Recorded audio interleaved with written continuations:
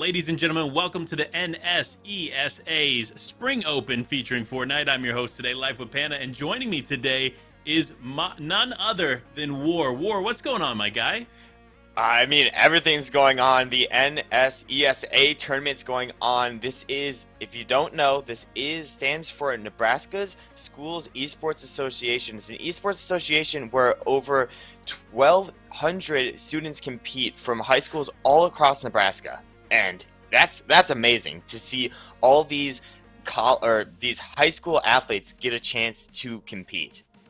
Yeah, I mean, that's 1,200 students across 51 different high schools. Such an incredible opportunity for these players today, and I'm super excited to be a part of it. But listen, War, we've been talking about it, right? Like, what is NSESA? We kind of talked about how they are Nebraska Schools Esports Association, but they're doing more than just that. There's a difference between the NSESA and other high school activities.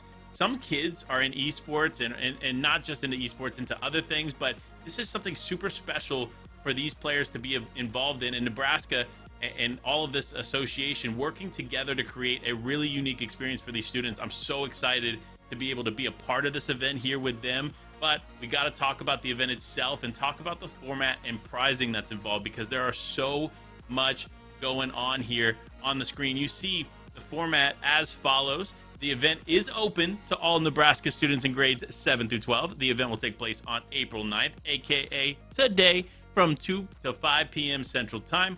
Teams will compete as duos, so it is a duos event, and the event will consist of 6 matches. Now, again, you may be wondering, what are they working towards? What are they attempting to earn here as far as prizing goes? And sure enough, it's a lot of V-Bucks. You already know, first place walking away with 10,000 V-Bucks. That's 5,000 V-Bucks each player, because again, remember, it's a duos event.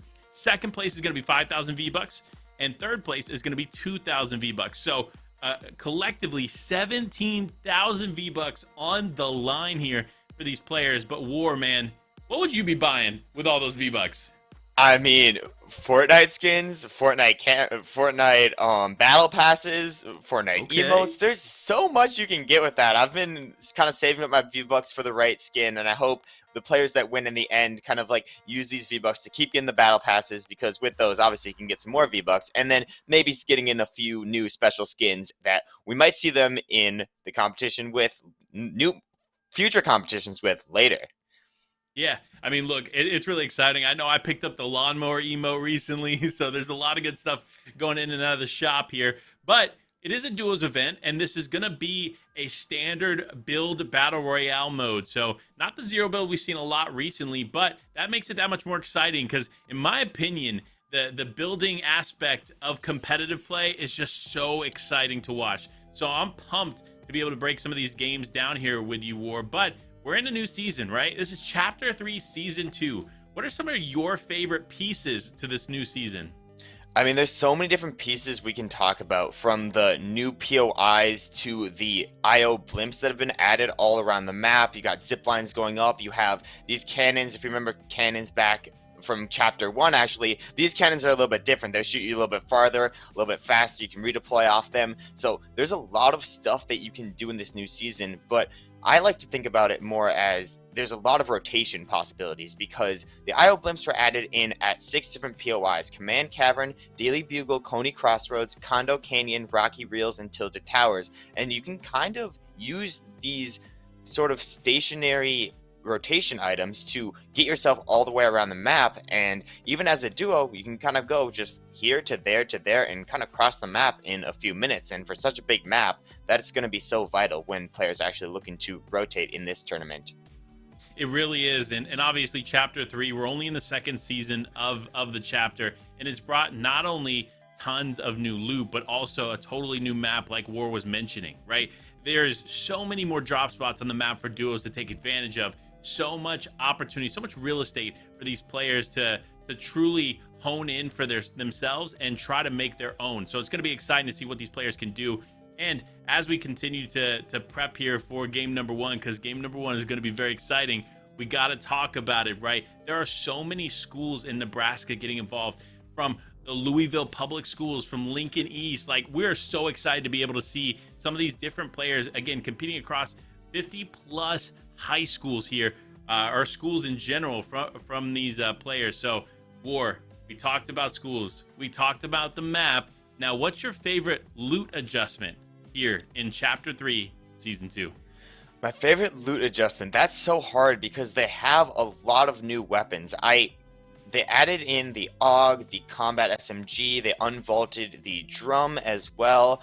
I kind of am going to take this question and sort of flip it. I kind of like how there's sort of a way that you can hold an SMG and AR, or you can hold an SMG, a shotgun, or you can hold a shotgun and an AR, and they can all give you different things. There's no kind of one weapon that does it all. You kind of have to sort of lean on a combination of different weapons, and because the SMG in this new meta, the combat SMG and the Stinger SMG, have gotten a few little buffs, that means that you can also just hold an SMG and do this no shotgun meta that we've sort of seen pop up. So I'm interested to see what these students are actually going to stack going into the later portions of the game and what they're going to look to kind of initiate fights with, because I think the loot that you are having as a duo is going to determine how well you do in this tournament. It really is. And one of the interesting things you pointed out there is just the variety of loot pool options that you can take in.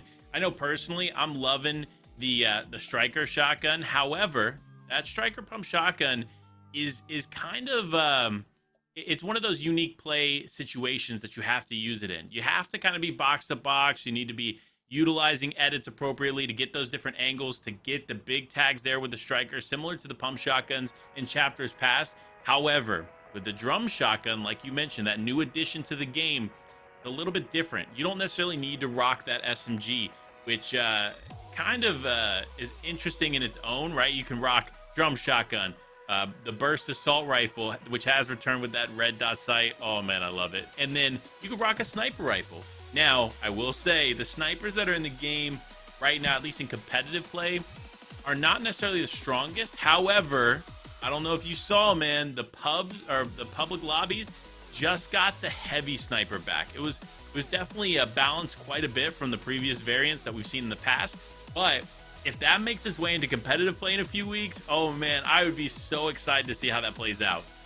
That would be absolutely crazy. I remember the heavy sniper back from around World Cup days, and also I know there's shockwaves in pubs too of that in World Cup days. It's kind of giving me this like nostalgia back to the olden days, the good old days. I mean, we both have played Fortnite for a while. We remember those days. It was so fun. But yeah, I mean, a lot of different weapons in the meta, and I know you talked about if you have the striker, it hits really hard. So if you're playing around builds, that's fine. But if you're in an off-spawn fight, and you have a striker and they have a drum and you miss that first shot, it could be over for you. It really could be. You have to be super careful in the way that plays out. So loot pool choices going to be huge, right? Again, like you mentioned, it is a heavy hitter, so we definitely need to be super careful on how that plays out if you're playing up against a striker shotgun. If you hear that shotgun, you need to build a little barrier, right? Get a little space away from your opponent, because the last thing you want to do is fall at the hands of that really strong striker shotgun. Yeah, of course. And with that, I think we also have to talk about the new game mechanics that were added into the game, because those are just as important. We have the sprinting and mantling that was added, and that's on top of the sliding that was added a season back. What are your thoughts on those new additions to Fortnite? You know, I think it's really a breath of fresh air. I think, obviously, the tactical sprint is really unique, right? We saw sliding added last season, and then to add mantling and tactical sprinting here in this season kind of makes it a whole different gaming experience, right? Because I don't know about you, but in my experience, when people are tactical sprinting, even when I have that red dot burst assault rifle, I am struggling to connect some shots there. So it definitely makes it a little bit more challenging to target, but also with the chili peppers being removed, you really don't have those additional mobility items that we've seen in seasons past. So that tactical sprint that everyone has in their inventory, so to speak, they can use that at any time. So definitely a positive influence here for this. But War, anything else you want to talk about before we get into these games? Personally for me, I'm just happy that Nsesa was able to provide all this for us. I'm just excited for the competition going in, and I believe we're going to have some interviews that we're going to actually put up on the screen very, very shortly, so we can actually see more about what exactly Nebraska's Schools Esports Association is and learn more about this organization, because from what I know, they do amazing stuff. We got to tell you guys about that as well. Hey, what's up, everybody? My name is Blonde Venom from eFuse. I'm here with Kason. I'm here with Garrett, aka Navy Blue. I'm here with Clara, who's our participant in the NSESA. So tell me a little bit about your esports and gaming background. How long have you been gaming for? I joined esports at the end of my 8th grade year, so I've been doing it for around 5 years now.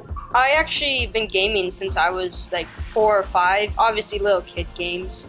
But I think the biggest game I played was with my dad. It was Skyrim. I really started like gaming when I was 9, when I created like a Roblox account. I still have that Roblox account, by the way, and I still like use it every day. Hey, Roblox is popping off. Like, I'm not gonna lie, even as an esport. So I don't know if you know, but yeah, the University of Akron, they have one of the best Roblox players in the world. So it's massive. For general, my favorite game is Dying Light, a zombie survival game. For esports, I'm gonna have to say League of Legends. What position are you? I'm an 80 carry. I'm a top laner. Hey, there you go. There you go. It's okay. I'm a one-trick pony. So what does competing in the NSESA mean to you? I feel like that's pretty cool. I always wanted to be something, like a part of something really big, I guess. It's really my best like chance at like competing in a sport. I consider esports a sport because there's a lot of sports out there that don't really require like, oh, I can throw this ball really far or I can run really fast. Like chess is a sport, golf is a sport, disc golf is a sport. It allows my team here to grow and gain some new skills on communication and other things to help us advance throughout the tournaments and stuff. It helps us connect with other schools and have some fun while playing games. Esports really kind of just like, it provides like a good opportunity for me to really like express my skills that I've honed over basically my whole life.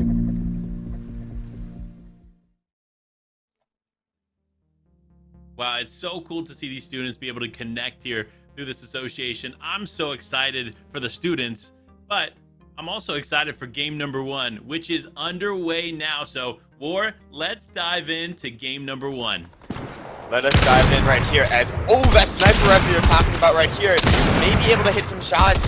This is exciting action just right off the bat. We're starting off in Greasy Grove with not enough love with the double X, the triple X's in the name as well. Looks like they are looking to sort of push in and maybe third party this fight off in the distance, as we saw Turnup and his teammate Ice get a couple of eliminations there, and it looks like this team is just going to start pushing up and looking for angles, but we're going to flip right over to Camp Cuddle where there is another fight breaking down here.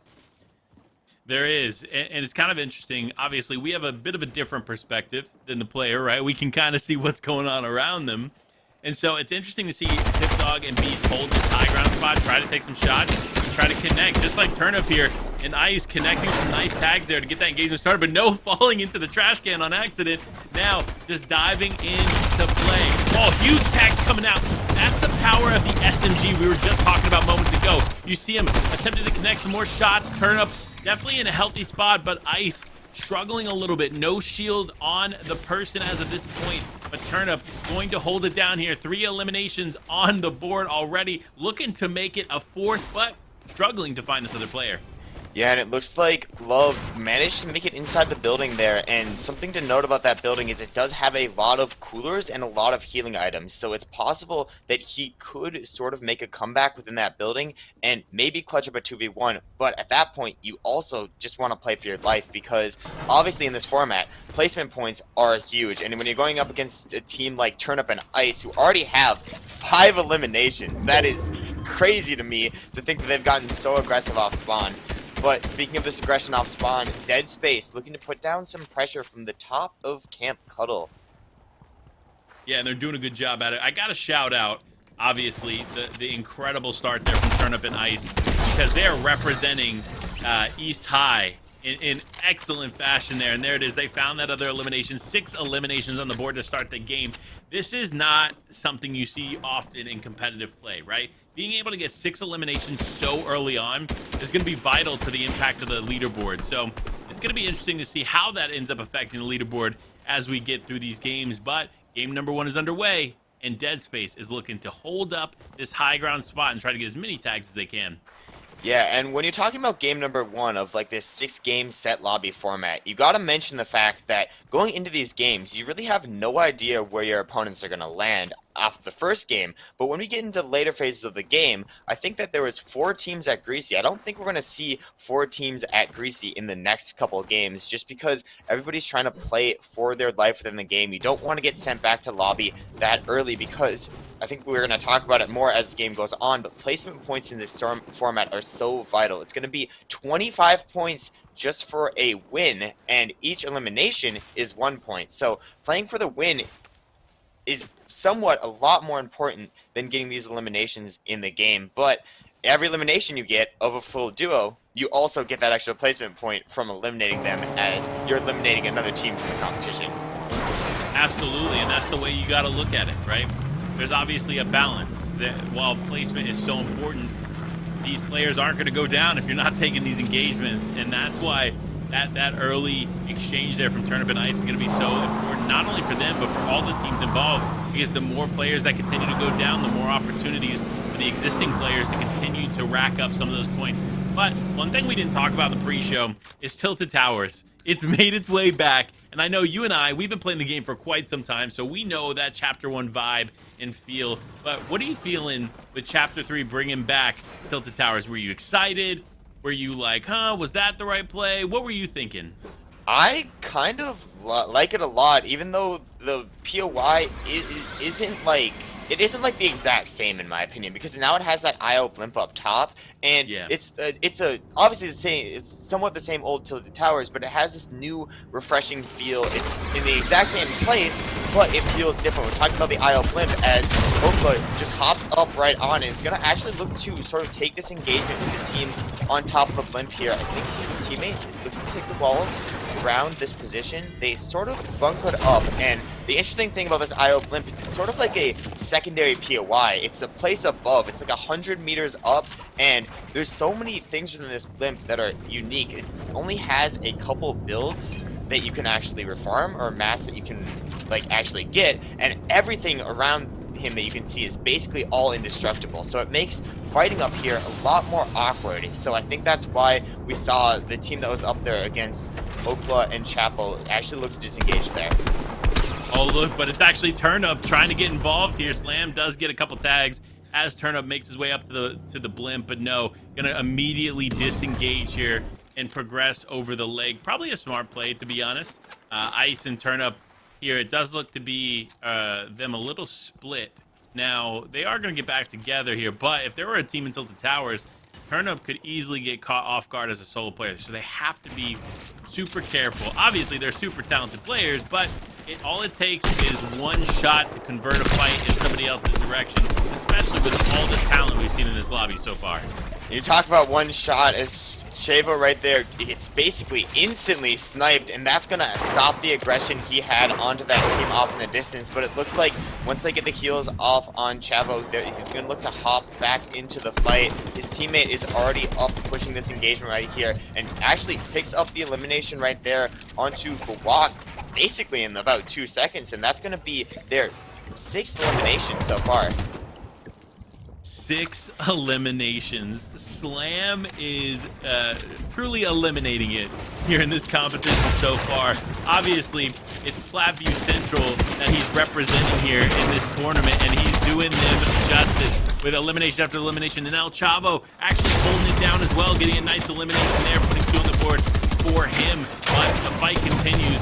It looks like shots are actually raining in there from a distance. Slam actually goes down. It's all up to El Chavo here to turn this fight around. He's going to try to get involved. 1 shot, and that's it. That's all it took. El Chavo putting 3 eliminations now in total on the board, and going to get Slam back into this game.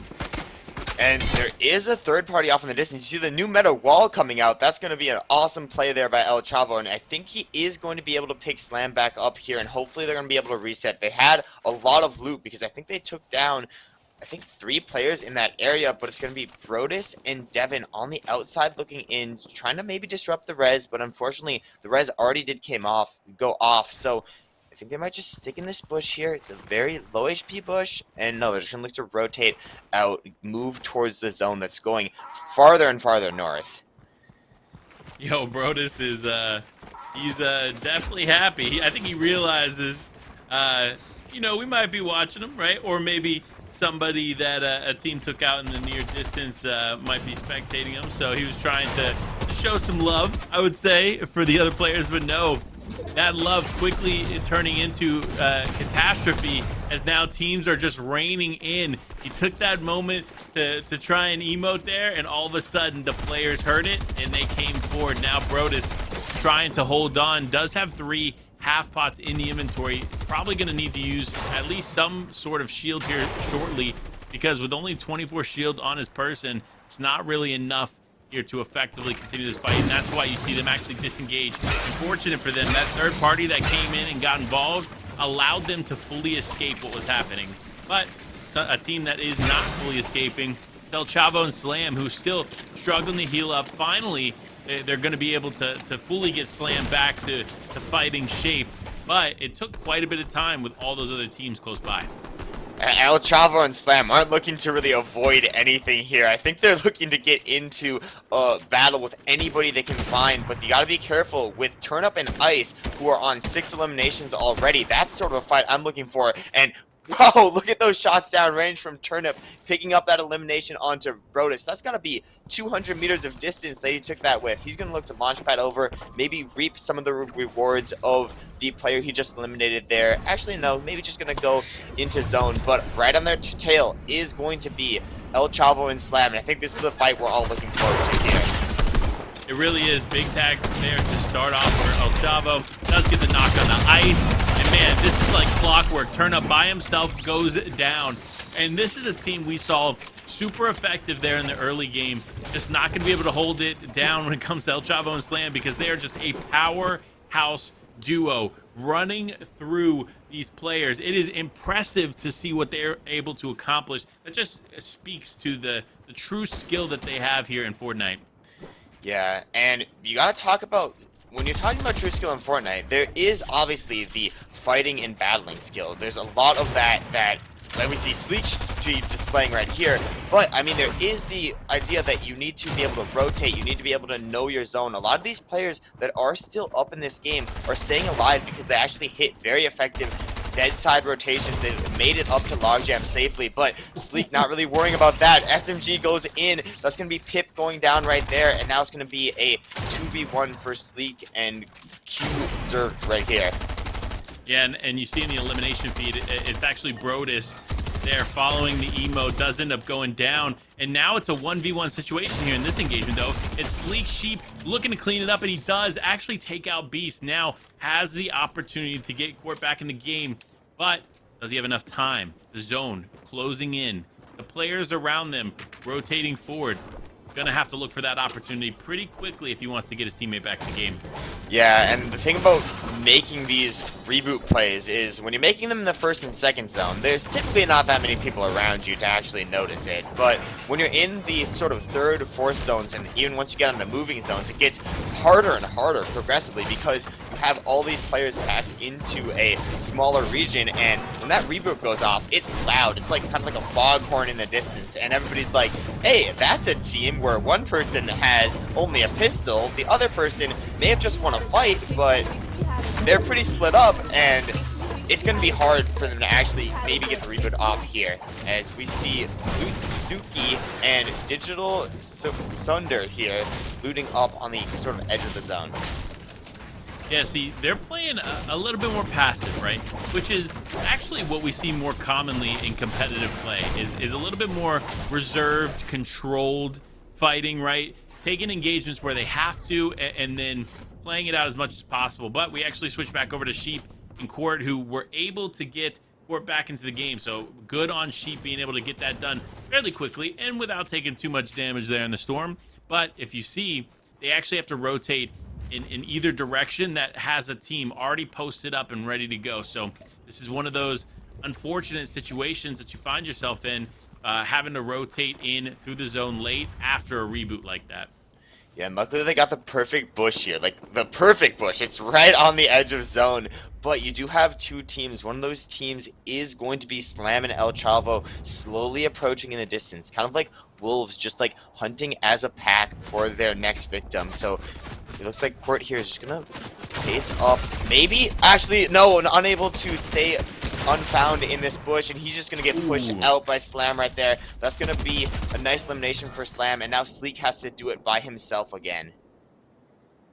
He does, and you see, that's kind of the unfortunate thing, right? When you have to reboot your teammates so late in the game, there's not much that they have to work with, right? And unfortunately, there just wasn't enough there for it to work with, and so now Sheep finds himself a lone Sheep yet again, trying to hold on here, trying to survive, but now the focus of these players all surrounding him, utilizing too much material, decides to just jump on the pad, try to get away here, but no, now the beams coming in from everywhere. Fortunately, it does look like he might be able to land. He's trying to find a secure spot to just box up and heal up, but it might be tough, especially with the amount of players close by. Yeah, and he sort of found this spot in this little canyon right here. He is going to be able to use his shields, kind of refarm his materials, but he did have to utilize a lot, and obviously utilizing his pad here. It looks like Little White and Dead Space here are also going to opt to use their pad and sort of continue on to the opposite side of the zone. They don't want to get pushed here by Slam and El Chavo, but it looks like Dead Space actually is going to get pushed out there. So now Little White, another player who has to do it as a solo. Another player as a solo. It's tough. It's a tough situation to be in, but it doesn't matter here for Little White. Confident in his play. Again, playing very passively in comparison to some of these other players, which I like to see. I like to see the variation in play, because when you take less risk there, it's more likely you're going to be able to make it to the end game. Just like, unfortunately, it's not going to work out there in Saunder's favor. We saw them earlier. We saw how they were playing a bit passive, but unfortunately, that's not going to work out when you have players like these just aggressively jumping in here. Oh, and Losuki choosing not to build a box and just heal out in the open. That is definitely pretty risky. That is pretty risky, but he does have the shield cake here, and that's going to regenerate his heals very, very quickly. Now looking to build. He did do a great job of cutting the line of sight, so hopefully Slam doesn't know he's over here, but you see him in the distance. The second he sees that shield cake, he's going to realize, oh, there's a player over here. So Losuki just going to look to get out, kind of rotate around this mountain to try to find some space, safe space, using the tactical sprint beautifully there to just get this high ground position. And it looks like Tommy down there is going to be the next victim of El Chavo and Slam as he goes down basically instantly, but luckily he has a teammate that can maybe clutch up some placement for him. Yeah, and that's what he's going to have to rely on, right? You see a lot of solo players left in this. You see there are 5 teams remaining and 6 players in the game. That means there's only one duo, and we already know what that duo is. It's Slam, it's El Chavo, so this is going to be interesting to see if this duo can just continue to rein in on this lobby and just take these players out one at a time. Yeah, and Banana may be the next victim here, trying to get out of that box, but when you're full box like that, there's really no way. El Chavo says goodbye right there, and now there's going to be 4 teams, 5 players left, and even though it is sort of the duo being dominant, it's kind of a solo battle to see who can basically survive the longest, go under the radar the longest, or maybe take a chance to disrupt this team, because once you get down to the top 3, the placements sort of increase exponentially. There's going to be another +2 points for third and another +3 points for second. So those placements are really what these players are going to be looking for here, as look at how many eliminations Slam and El Chavo have. 19. When is the last time you've seen a 19 elimination game here? I mean, it's not often, right? It is not something you see taking place here every day in competitive Fortnite, but you love to see it. 19 eliminations on the board. They're looking to make it 20. They're trying to get the elimination quick here. The shots are raining out. Shots are connecting here. And to think, just moments ago we saw Slam down and out, and there it is. The 20th elimination is on the board for this team. Can anybody stop them at this point? And I don't know if anybody can. They have the high ground. They have everything in their favor. It looks like Losuki and Sleek Sheep are going to maybe look to stop each other. No, Losuki's going to rotate down the hill. And now all Slam and El Chavo need to do is wait here, basically. It's going to come down. But no, they're going to say, oh, we don't need to wait. We can just get right in onto Sleek Sheep. They want every elimination possible in this game. That's going to be Slam onto Sheep right there. And now it's a 2v1. 2v1. This is it. This is for all the marbles here, as Slam and El Chavo feeling very, very confident. 21 eliminations, looking for the final elimination here to clean up game number 1. Listen, this is a confidence booster for any team, right? Let alone Slam and El Chavo. They go into game number 1 and do some just incredible things here right off the bat. Such an incredible start here for them, but this could end. They need to be careful here on how they handle it. Now Slam diving straight in, trying to get involved, trying to connect some shots, but only 15 builds remain. He needs to be very careful at the height that he has, but it doesn't matter. Taking out Losuki to finish up the game. It is Slam, El Chavo, walking away with 22 eliminations in game number 1. To say that is not impressive would be a lie, because that was one of the most impressive games I've personally been able to watch here in recent Fortnite history. That was just sheer dominance from them. I believe they were contested off spawn. They wiped up 2 teams quickly, and they said, okay, sure, we wiped up these 2 teams quickly. Let's just do it again, and again, and again, and again. That's going to be Platteview, Central, Slam, and Ogala. Sorry if I'm saying that wrong. Ogala High School, El Chavo right there, picking up the first Victory Royale with another 22 points just from eliminations on top of that. Wow. Yeah, I'm actually very surprised to see the control, right? We saw a lot of players in this lobby that they played the aggressive play, right? They got tons of eliminations early on, but then they ended up falling. But the one thing that I have to mention, the one thing that was like a similarity amongst these aggressive teams is they all seem to fall to one team. And that one team is El Chavo and Co. So what an impressive start there for Slam and El Chavo. I mean, look, if you're these other players, you need to think about how do you avoid them, right? Because listen, if you're in their sights, they're just coming after you. Well, now, going into game 2, you kind of know the drops of some of the other players. You know what rotations are going to happen, and that was a really far North Pole zone, so any team that was on the south had to rotate very, very far to get up to the northern side of the zone. It ended all the way in, I think, the north west corner of the map, so you sort of know which way everybody's heading in a sense, and you know who you're contesting off spawn, who you're not contesting off spawn. This gives you information where you can kind of say, oh, what can I do better in this next game? What can I change about my playstyle to do better in this next game? And I think we also got to talk about all these solo clutches that already got them about like 20, 22, 23 points just by staying alive till top 2, top 3. So even though there's a very, very strong lead with the game 1 Victory Royale from Slam and El Chavo, we still have these other teams that have a chance to take the lead just with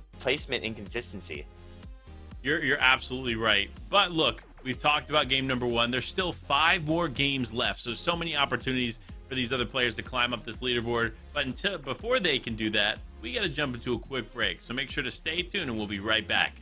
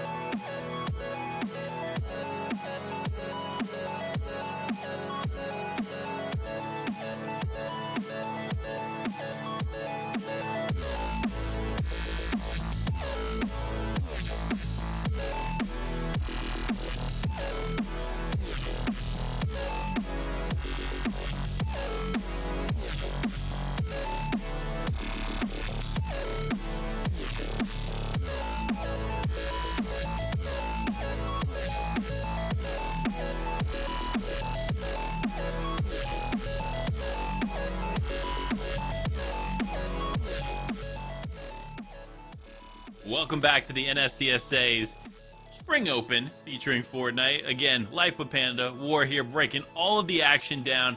And man, what action has unfolded already in only one game. It's just been insane. So listen, if you missed some of that action, make sure to stay tuned. Don't worry, we still got 5 more games of action to unfold for you. But here it is. We got to talk about the leaderboard because, as you can imagine, there might be one team recognizable up there at the top. And there it is. It is Slam & Co. with 22 eliminations in the VR. And they have almost double the points of anybody else on that leaderboard right there. That is crazy to think about. You see second place, you have Saunder and Losuki, and then in third place, you have Sheep and Co. They're doing a great job, and we're going to really focus on the top 3 and anybody who can contest for the top 3, because that's what the prizing is going to be. There's going to be 1,000 V-Bucks split between first place. You got 500 between second place, or 5,000 between second place, and then 2,000 between third place, just for reference in case you didn't know. And it's going to be a battle right now. It is very, very close for first, second, third, and everybody else underneath, because as you can see, the scores on the far right-hand side, it's 24, 22, 21. It is all so close. It really is very, very close here in this competition, but for Slam & Co., it's not quite as close as some of these other teams. Honestly, they could probably take this game off and still come back as long as they're consistent moving forward and still be able to hold that top spot. That's how dominant their game 1 was. But that doesn't mean they're done, right? That doesn't mean they win. It doesn't mean they're at the top forever, because there are so many talented players competing in this competition today that really it just boils down to a few games more, and all of a sudden that leaderboard can shift. Because remember, we still got 5 more games. So much action to unfold here for these players. But speaking of action, man, that in-game with those different elevation points ending up there in that northwest side of the map there with those spider webs, that was pretty exciting. With all the action going back and forth, we actually didn't even get to mention it. That was such a fun endgame. And it went up, then it went down. You had a canyon, you had a bridge, you had the Spider-Man webs that players can just jump off and on. We didn't even get to catch all that action because everything was happening so fast. There's a fight, then there's another fight, and we couldn't really break that down for you. But I'm hoping that we're going to be able to get to see some of these more interesting end games. I love the water end games. I love the mountain end games. I love all those like special, unique end games where it's not just like a flat plane. It is traversing through elevation. You have to utilize mobility, utilize pads, stuff like that. But we got to talk about getting to end game. It's going to be consistency in the end of the day that wins it. Obviously, the team in first got a 22 elimination victory royale, and that shot them up. But imagine if they go down out first in this next game. Like, they get eliminated the first off drop, and that could happen with this aggressive playstyle. That's the double-edged sword. If you ever go down early because you're pushing team after team after team, that's going to drop you down on the leaderboard a lot. So we're gonna have to keep our eyes on obviously Slam and El Chavo to see if they're able to keep up this aggressive playstyle and how it works for them in the following games. Well, and remember, there was actually a point there in that game where Slam was down, El Chavo was by himself, and he had no shield on his persons as he was taking on the last person in that duo that they were fighting. Fortunately, he did come out on top because that other player couldn't get the full elimination on the Slam and get that siphon. However, that could have been the point that converted it all over there for them in game number 1. So again, like you said, that double-edged sword in that gameplay, that is the aggressive gameplay, it really is present. So they have to be a little bit more careful here and a little bit more strategic, right? Obviously, they've built themselves a pretty solid cushion here in game number 1, but that cushion can easily go away if they fall early in any of these games to come. So they have to be smart about the way that they play the rest of this out. That way they can walk away with a top spot. However, there are other teams here, the literally 2nd through 5th, all in contention for that top spot as well. And they are honestly probably praying on Slam & Co.'s downfall here going into game number 2, hoping they get taken out early because that's their time to shine and their time to climb. Yeah, and one of the teams I actually want to highlight and look out for in this next game is going to be Ice and Turnip. They got 7 eliminations, but they placed 8th overall in that game. And they ended up in 4th on the leaderboard. That's just because they were the only other team, other than Slam and El Chavo, obviously, that got over 3 eliminations. So I think they definitely have this fragging potential. They have the potential to sort of aggress, and even though they did get taken out by Slam and El Chavo, we know that Ice and Turnip are also great fighters. We saw it in the last games how dominant they were out of Greasy Grove. So I'm looking to see if they have a little bit freer Greasy Grove, they take the time to loot up, they get some good weapons going into this fight, who is going to be known as the most aggressive team in the lobby. Right now it's Slam and El Chavo, but things can definitely change. We're only on game 1 out of 5, and I'm just excited to get into these next games. Yeah, listen, game number 2 is almost underway here. We're only a few short moments before we get into this next game. And like you mentioned, when we started watching that game, right, obviously Ice & Co. were a team that I was fairly confident we were going to see in the final moments, right? After 6 eliminations off drop, like literally off spawn, I was like, wow, it's going to take a lot to slow this team down. And of course, it was a lot because it was Slam & Co. who ended up taking them out. However, if they survive for a little bit longer in those moments or don't end up getting third-partied in a situation like that, they easily can come into one of those top 3 spots in placement, as well as several eliminations in addition to that. So it's really going to be about how they play this out and how they focus up here in this next game, because this is their turnaround moment. They know the mistakes that they potentially made in that fight there with Slam, with El Chavo, but that isn't it. It isn't over. So adjust those mistakes, make some different arrangements there for the way that you play the game, and come out on top here in game number 2. That's going to be the focus here for all of these teams that we see in the top 5. Adjusting mistakes. I could maybe just summarize it. Learning. These are all students at the end of the day, and we know these are very, very bright students, middle schoolers, high schoolers, from all ages, from 13 to at the most probably 18, and they are great at learning in school, and I hope they show that they're going to be great at learning on the Fortnite island, as I believe we're about ready to hop into our game 2 and see what these players have learned from game 1 and hopefully what they're able to do in this second game. And here it is, game number 2 underway. We got these players surprisingly pretty split across the map here.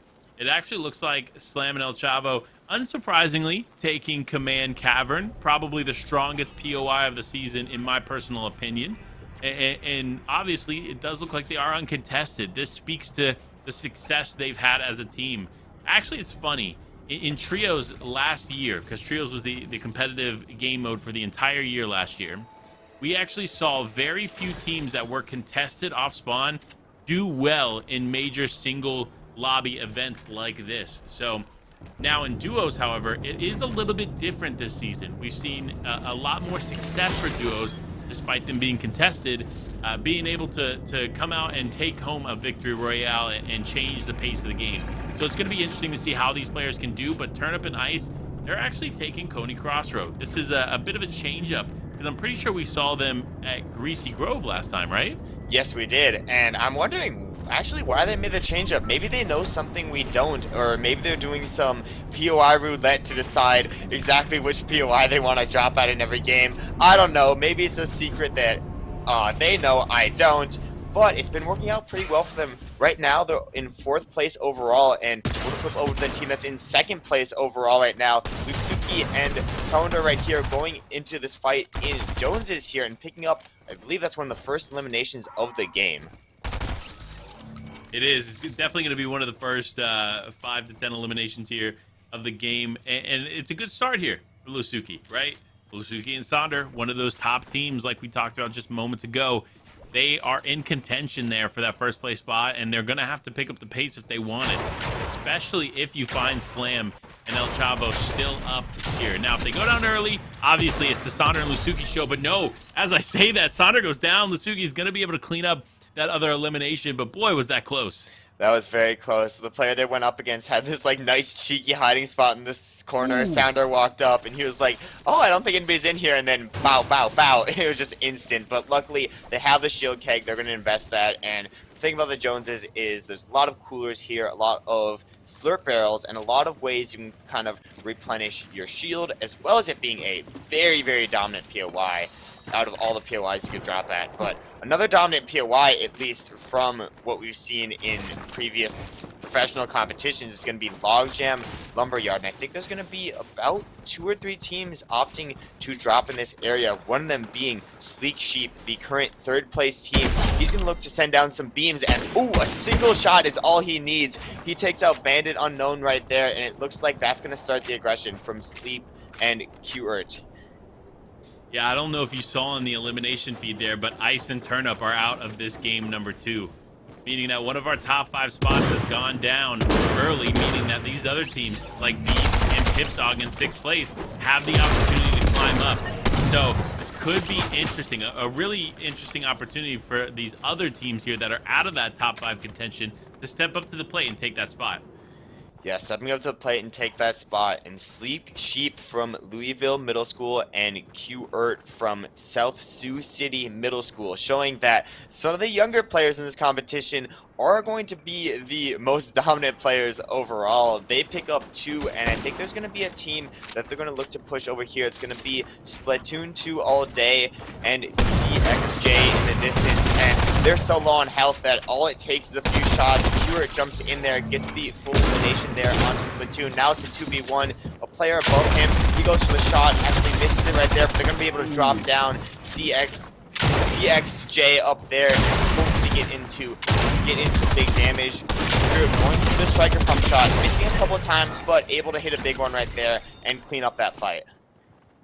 A good cleanup, for sure. You see the shots exchange. That is just the worst feeling, right? When you're taking these shots and you're missing, you're like, man, I should have hit that shot. I should have hit that shot. I know I'm guilty of it all the time. But no, it's one of those feelings that once that elimination finally comes through, you're like, relief, right? But speaking of relief, looks like Little White, Dead Space, a couple eliminations on the board early on here. But they're not the only ones in this area, so they're going to need to be super careful if they want to continue to loot around this path. Yeah, and one of the things about Sanctuary as a POI is there's a lot of natural cover. There's all these like bushes, trees, ferns, whatever you want to call them, and it makes it super easy for players to actually get ambushed in this area. So if I'm Little White, I gotta be really careful. I think he identifies that there's a player off in the distance right next to him there, and he's gonna place some builds, and hopefully his teammates can be able to catch up to him right now, because it looks like he's kind of split up, as we actually do see El Chavo pick up an elimination on Qert right there. That's something we didn't expect. Sleet Sheep also goes down, so that's our 3rd place team and our 4th place team down this early in the game, as oh my gosh, I think that's going to be Deadface with the snipe and Little White with the single tap follow up right there, as they pick up 1 and they're looking for the 2nd. Well, remember, going into this game, I'm pretty sure Dead Space and Lil White were just outside of the top 5, so this is a really solid start for them. It's all about getting some of these eliminations and then staying alive for that end game. Because remember, placement points are extremely valuable. I think that's one thing a lot of teams don't necessarily favor, especially in lobbies like this. So you have to be a little bit more cautious. While even players like Slam and El Chavo, you might think, wow, their aggression can't be stopped. Trust me, it can if the wrong fight is taken. So they have to be super careful in the way that they continue to move, but they do have to continue to move because the zone is not in their favor. They need to move forward, and it looks like I don't think those are players in the fortress, but they might have to deal with a little bit of contention there from Sloan. Yeah, Dr. Sloan. I know I've definitely been head dinked a couple times by Dr. Sloan has knocked me, and my teammates are like, what are you doing? Getting eliminated there by an NPC, and I'm like, I'm sorry, Dr. Sloan's a dangerous NPC, you know? Like, it worries me. The AUG hits heavy, and I think we'll definitely see the AUG hit heavy if El Chavo and Slam are able to pick it up, because a weapon like that in their hands, as on top of the covert loot they already have, makes them an even more dangerous team going into these next moments in the game. But we still got 12 teams up, still a lot more action that we can see unfold. Yeah, I mean, look, there's so much action still taking place here in this game, and with all these players still remaining, it kind of raises the question, who's going to come out on top, right? Obviously, the easy answer would be to lean on our Game 1 winners in Slam and El Chavo. However, there are teams like Brodus, like Devin Kappa, who have shown promise there in game number 1. Didn't necessarily get the placement that they were hoping for, but they're looking to turn that around here in this game. So still lots of opportunity here for them. But speaking of opportunity, it's Losuki and Saunder, another team in that top 5 contention spot, looking to claim the top spot here on the leaderboard.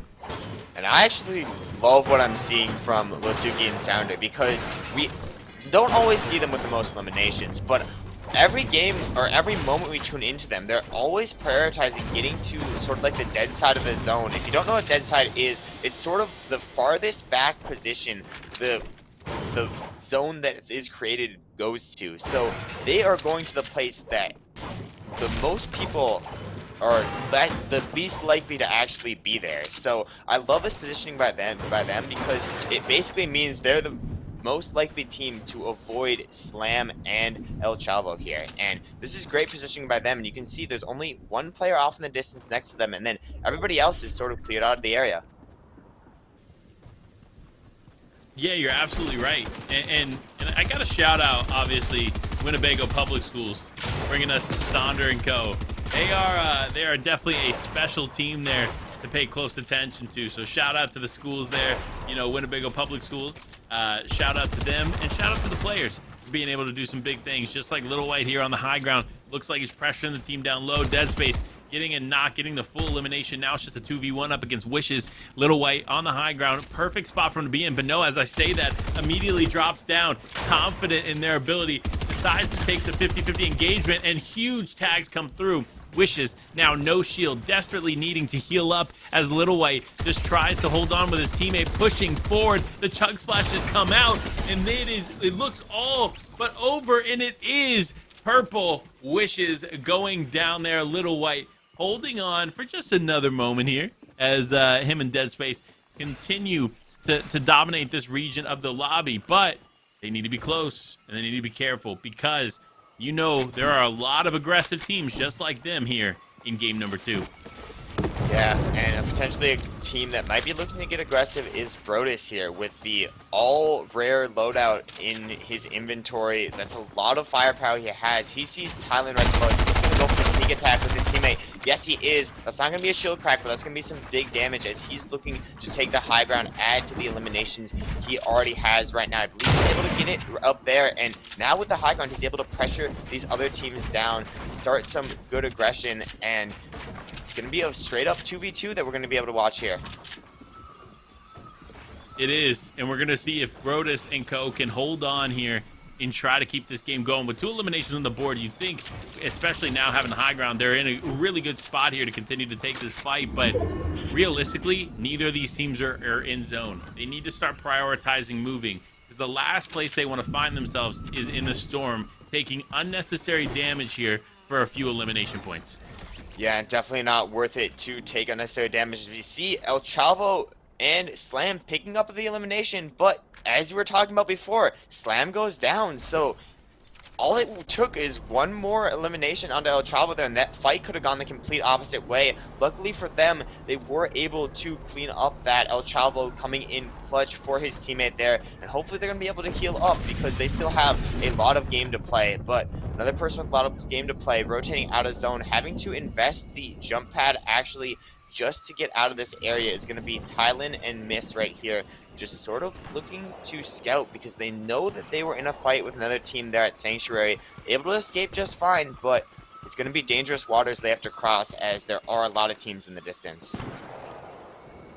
So many teams there, like you said, in the distance, looking to make a potential impact here as the game continues on. But Thailand, Miss Drugstore, here, surviving. This is the most important part, being patient, right? Again, understanding the value in the placement points and not necessarily jumping too far ahead there with the aggression is going to be super important. And he realizes Little White and Co. right there in the distance. We're just ahead there for them. And it's going to be interesting. Regardless, though, we'll see how this works out in their favor, because now they're going to find themselves behind one of the more aggressive teams here in this entire lobby. Yeah, and they're going to be pinched in between two things: the storm, this natural barrier that you have to cross, and then the players you have to fight against. Luckily, it looks like the players that were going against them are going to sort of rotate off into the distance. Thailand landing some beautiful shots down range with that. green AUG, and it looks like they are going to be able to make it in. But as you can see, El Chavo and Slam off in the distance, as well as Tommy, Love, Little White, Dead Space, they have to rotate through a lot, and I think that really speaks kind of to the ability to get to dead side of zone, because all these players are being pushed by zone. Well, if you're on dead side of zone, it makes it so that you're just able to not have to be forced to rotate and not be forced out of your position by the zone. Yeah, it's all about being careful here, right? You need to find yourself or find your way into zone, but with the way that these teams are laid out here on this edge, it looks like almost all of our teams here are present, right? So all it takes is one team to start fighting and then people trying to run in for that third-party opportunity. But no, it's Little White and Dead Space actually making the right call here, rotating away, trying to get better positioning here for the rest of this game. Because remember, that VR matters more than anything else here in the game, and so they're doing a good job of prioritizing that now. Yeah, doing a great job of prioritizing that now, but it looks like there's finally a team that's able to at least stop the aggression of El Chavo and Slam. It's going to be Love and his teammate up on high ground. It looks like they're actually going to drop down low, and El Chavo realizes they're going to be right below, starts going for the punishment. It's going to be Slam on the high ground as we get to see this fight break down here. El Chavo actually getting the knock onto one of them. There's one player left here, and El Chavo's going to clean that one up. That's going to be their 10th elimination, and it looks like we may be seeing a repeat of game 1. Yeah, you're not wrong. That repeat could be taking place here as Slam and El Chavo continue to just get elimination after elimination here in game number 2. Now, it looks like El Chavo and Slam looking to dive off there into the water now, as Brodus and Devin Kappa still not finding themselves quite in zone, looking to try to pick off some of these players on the rotation, but they need to be careful because they themselves still need to get in. Fortunately, though, it does look like they're going to be able to find a bit of a connected rock space here and hold it down, at least for the moment. But this drugstore, Thailand, now it's their time to rotate as well. You see them kind of eyeing up some of that loot, right? They said, you know what? We can kind of use this refresh. Hold on. Wait a minute. Let's get what we need, but let's get moving again here because we cannot afford to waste too much time.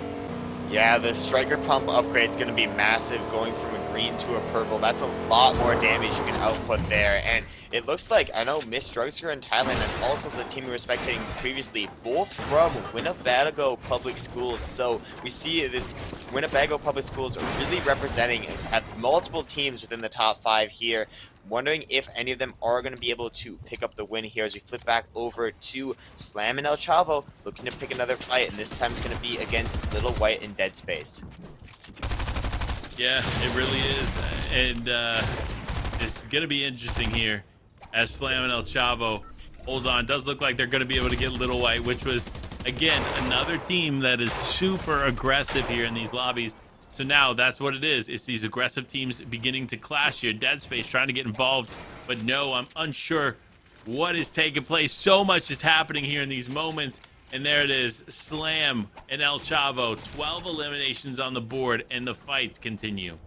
So much happening in those moments because you have El Chavo and Slam. They just go in, they cause chaos, and when they do it, they're so coordinated as a duo. They have one person going one side, another person going one side. They take the wall, they take the piece control, and then they have the covert, or the command cavern loot. Sorry, mentioning the old seasons real quick there. And they just absolutely dominate these fights. But as you can see, Slam getting another elimination right there. It's going to be Miss Drugstore trying to rotate out as Thailand does go down.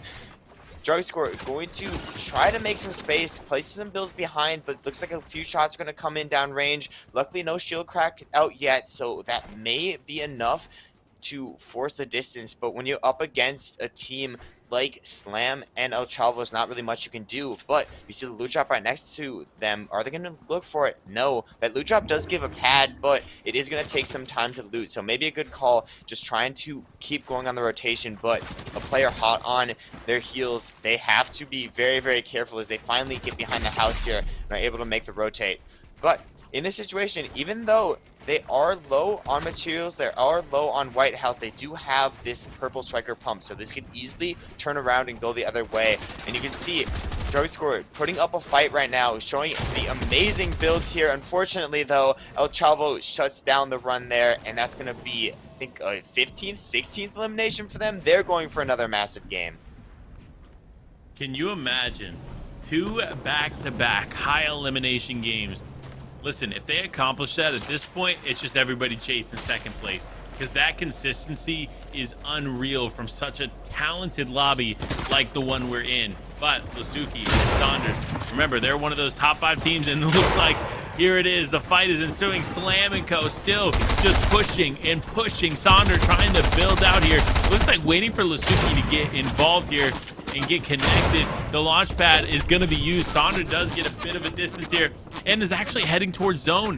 Could this be? And it's actually Losuki there to the right. So yeah, they were not close whatsoever as Chavo just tries to get close and get involved by himself, pushing Saunder here. And I'm not sure where Slam is, but this is definitely a split fight that could be pretty risky for them. Yeah, it looks like Slam's going to come in to get the support for his teammate. Maybe the support's not needed as Sounder goes down right there to Slam. And now Losuki, in this similar situation to game 1, left as a solo with only his life to really play for. But you saw he was able to go all the way from, I believe, 6th place as a solo to 1st place, or to 2nd place in that game. Sorry about that.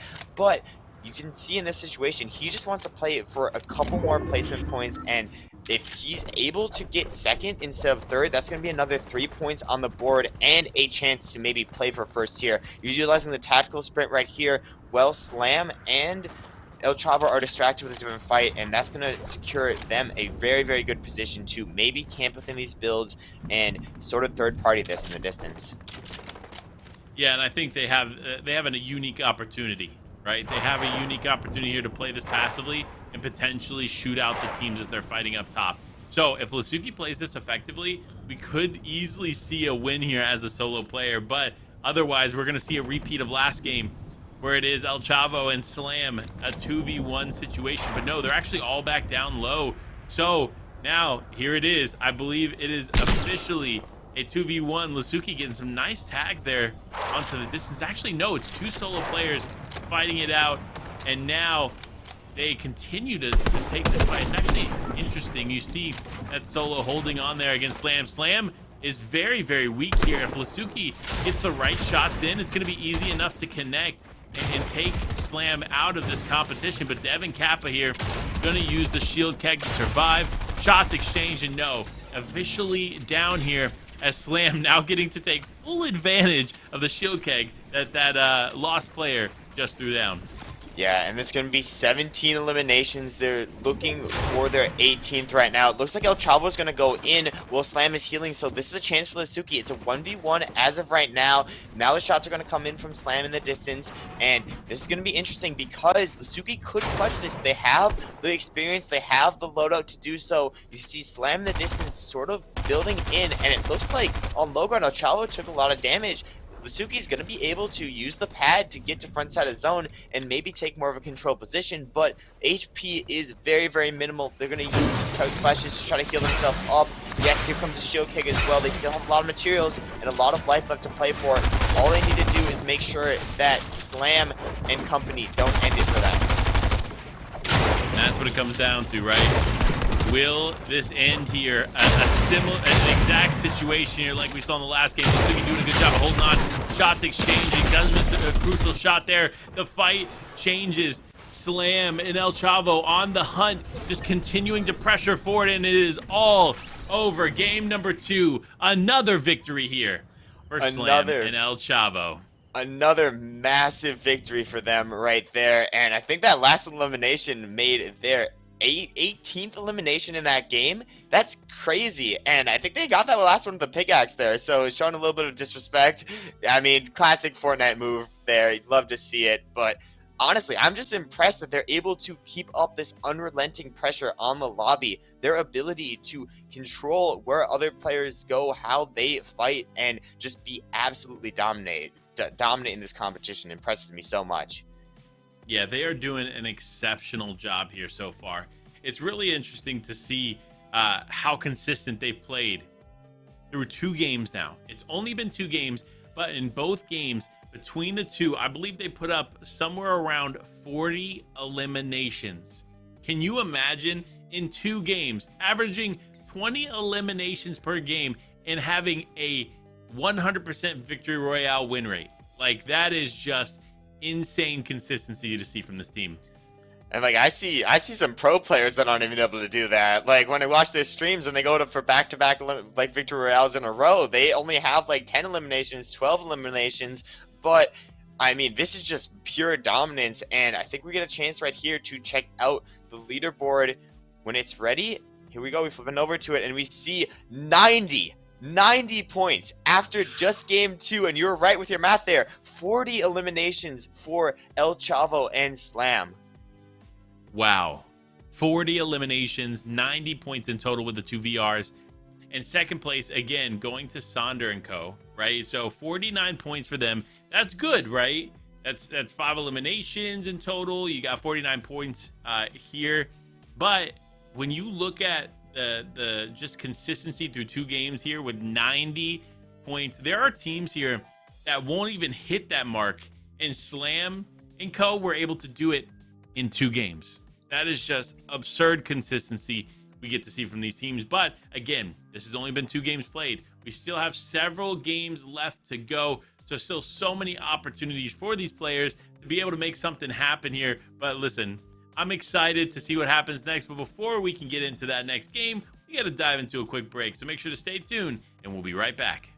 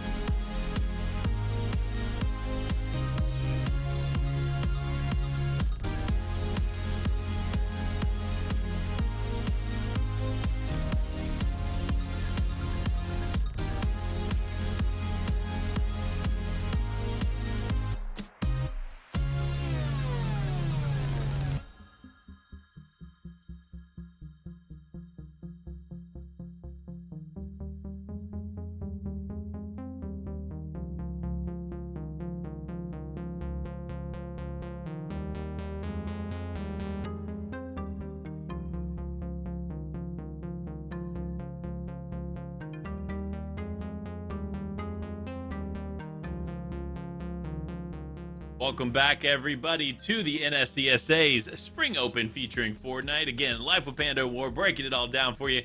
Game 1 and 2 are done. We saw a dominant performance there from Slam & Co., but there's still so much action yet to unfold. Game number 3 is almost underway here, but we got to talk about it, right? We saw a lot of teams doing some really effective things there in that entire game, and we got to break it down a little bit. One of the things I want to talk about, and War and I were just talking about it moments ago, was dead side rotates. And one of the things that these teams have done effectively is avoid these aggressive players like Slam & Co. and found a way to rotate on the dead side. That's actually our second place team being able to do that and find themselves consistently in second place. While it's not necessarily the VR with tons of eliminations, it's still enough consistency to keep them up in a top 5 spot in the leaderboard. Yeah, and it's going to be that consistency that's key. I'll say it over and over again, but it's not just competing for first overall. We have prizing for first, second, and third. So if you're able to hit second and then a second after that, and you're doing it the exact same way, of course it was on the back of the Losuki solo clutch in both games, but I mean, you're able to do it consistently. I wouldn't be surprised if they're able to actually pull that out. Just like I wouldn't be surprised if Slam and El Chavo are able to pull out first. I can see with the strategy that they have, Saunder and Losuki pulling out second. But we gotta talk about, remember, it's everybody's learning in this tournament. They're all students. They all love to learn. Hopefully, if you don't, I'll be very sad because I'm also a student on the side too. But hopefully we'll see them learn from these top competitors and we'll see some more dynamic gameplay going into game 3. Yeah, I think that's what we're going to see, right? Again, you've had a couple games to adapt to what's taking place here in this game. A good understanding of how to play this out, whether it's playing aggressive towards some points of the game and playing a little bit more passive in others, or if your strong suit isn't necessarily fighting, just utilizing those dead side rotations like we were talking about before, to make your way into zone effectively and stay out of the course of some of these aggressive players. Now, here it is. We're game number 3. We're almost through the halfway mark. So again, so much still yet to take place. And not only that, there's so much yet to take place for NSCSA. Because if you don't know, there's actually a championship, an in-person state championship taking place there on April 29th and 30th. So if you're some of these Nebraska players, you want to make sure you get involved because some of the craziest titles are going to be kind of hosted there for that tournament. We got Super Smash Bros, Smite, StarCraft 2. So, hey, if you're into any of those games, make sure to get involved in that. But I think it's about time. We're almost ready. The battle bus is loading up as we speak, and this game is almost underway. But if I had to talk predictions going into this game, I have a feeling while Slam and El Chavo, they've been consistent, right? I have a feeling this might change, or the pace for them might change in this game, and they may end up going down a little early. Yeah, I love change. I love the disruption of consistency. Chaos is probably the most exciting things to see. So we're hoping that we're going to be able to get some new exciting action. Some of these newer teams that we haven't really talked about much, jumping up on the leaderboard, making some big plays on the Fortnite island. But I believe it's almost time. The battle bus is launching, and we are going to be able to hop into game as we speak. Here we go. Game number 3 is underway, and we're tuning in. It looks like we got Saunder, El Chavo, a couple different perspectives here, diving through. Again, teams being very consistent as far as the way they're splitting across this map. But for El Chavo and Slam, the consistency is not only that, but their drop has not changed. They still feel comfortable going to the cavern and able to come out on top. You remember, Command Cavern has so many benefits between the vault downstairs and the blimp that you can take up there. There's just so many loot opportunities that you really don't want to miss here if you are this team.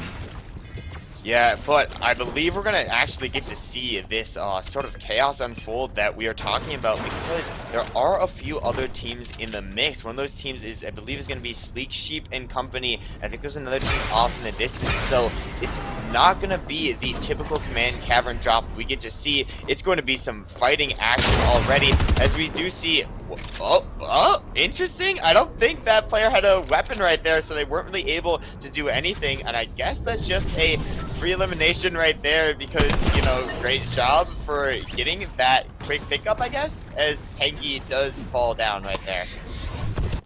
Yeah, I mean, look, despite him going down, that's not necessarily the end for Pengi and Co. There's so much opportunity here for them to continue playing, but continue playing they do as Saunder and Losuki get 2 eliminations to start the game off. But as I say, it's Slam picking up another elimination as well. You gotta love the Skycam perspective, right? Being able to see what this team is doing, how they're splitting a POI and coming out on top. Fortunately, Saunder doing a good job of holding it down, but also El Chavo here doing some big things here from Command Cavern. Yeah, and if you could realize there's still a couple other teams below them too, and they're a team that if they see somebody, they're going in non-stop. So if your metal faces right here, you might as well run, but you can't hide. The full piece comes out right there from El Chavo, and Slam picks up that elimination. So that's going to be, I believe, 3 eliminations off spawn. And if you don't know about Command Cavern and sort of the dominance of this POI, maybe why El Chavo's dropping here is because they do have the key card that you have to fight this henchman that they're going to fight right here to get. So once they actually eliminate this henchman, they should be able to do with relative ease here. They get this key card and they get to open up the vault. You may be wondering what's in this magical vault. Well, it's loot drops, it's IO chests, it's a lot of chests and a lot of stuff. And the Skycam doing a beautiful job of actually showing us around the area. They're going to head into the vault. They're going to get all this amazing loot. And they're going to come out ready to go into their next fight. Ready and able to make some things happen is actually Turn Up and Ice here starting off. They see a player in the distance getting some really nice tags. They got one more shot is all it'll take, and there it is. Brutus getting knocked there. That means his teammate's still up in this game, but no, the full elimination comes through from Brutus, and now Turn Up Ice being able to put 1 elim on the board, at least for now. Yeah, 1 elimination on the board for now, and I think they did find out a teammate or a different player. That's going to be Alien Angel out in the distance. Now, if you're Alien Angel in this situation, your teammate is maybe down. You gotta maybe look for the reboot card, but I don't know if this is the time to go there. As beautiful shots by Turn Up, but Turn Up only with 2 AR ammo left in the clip, so he's going to either have to hit the shot of his life with the single burst fire he has, or kind of rely on his teammate to pick up this elimination, as they're sort of just hunting. There's the AR ammo split, so now both these players are going to look to push up because they did hit that player for around 75 white health. And even though Alien Angels has healed up, there's still the fact that they are weaker, and it allows Turn Up and Ice the chance to sort of close in like hawks and hunt them down. Yeah, it does. And actually, if you look in the elimination feed, Kenji somehow got back up and then went down again to El Chavo. So some consistency there from them. We'll definitely have to tune in with them at some point and figure out if that action is still taking place. But for Thailand and Co., looks like they are contested here in Tilted Towers. It looks like they're going to have to kind of just be patient. They got the zone. They got everything they need. But a team that doesn't have the zone, it's Saucy, it's Jock Chat. They're working, exchanging shots here. Saucy by himself here, just trying to survive. The tactical sprint comes out, the slide comes down and into the water, but no, 9 HP in a dream. It's not going to be enough, as you see him go down, and Pip Dog and Beast be able to pick up that nice elimination. When you jump into the water, you gotta be wary of the fish skins. Every time you gotta be wary of the fish skins. They are so dangerous and deadly there. You get a chance to kind of see the map, how everybody's spread out, and you're probably gonna notice that a lot of the teams have already finished off their off-spawn engagements. And in this case, that means that there's not going to be not a lot of fighting. That allows the players to actually start making the rotate. We see that Thailand and Drugstore here are going to look to make the rotate, but as you rotate, you got to be worried about the other teams. Thailand is showing that he's not worried. He's actually going to go with the car straight through into the builds. They might be able to get a chop out here and look to start this fight. I believe that we get to see both perspectives. It's going to be Bawak on high ground right here, trying to hold up their high ground and put down some pressure onto their opposing team. Get a chance to view both perspectives here, kind of look at what's happening in this battle. No eliminations yet, but Thailand is dropping very, very low as Bawak is looking to get in with the pressure from him and his teammate right here, but he gets traded back onto. Now, all these players are relatively weak other than Bawak's teammate right now. So Bawak's teammate is going to need to look to put down some serious damage and maybe try to close out this fight soon. Yeah, absolutely. And we got to talk about it for a second, right? These are some unique perspectives we're able to get to these games, and that could not be possible without eFuse behind the scenes working with NSCSA to make all of this happen. And if you don't know, eFuse is a platform where gamers come to meet, compete, and discover. Now, eFuse has a large stake in the collegiate scene right now with College Call of Duty League. You got College Car Ball Association and the College Car Ball Association featuring Fortnite Collegiate Cup, which we just saw start recently. So much going on there with eFuse, and it's nice to see them work with the NSCSA to help build and create schedules, track and organize score, reporting, build graphics, and tell the stories of the teams and players through entertaining content. Again, none of this would be possible without both NSCSA and eFuse bringing this live and making this happen.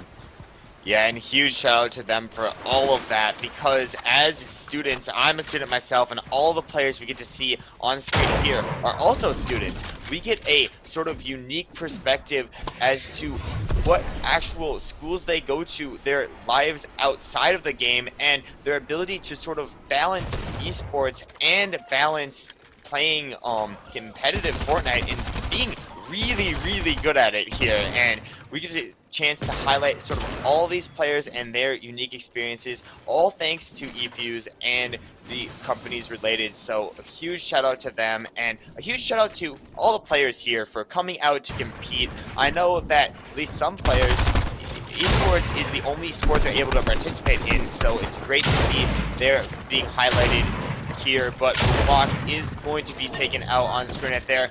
Desperado Man actually out of builds right now, needs to find some right health, he doesn't have any in his inventory. He gets trapped at the bottom of the pit there, and he gets cleaned up by El Chavo and Slam.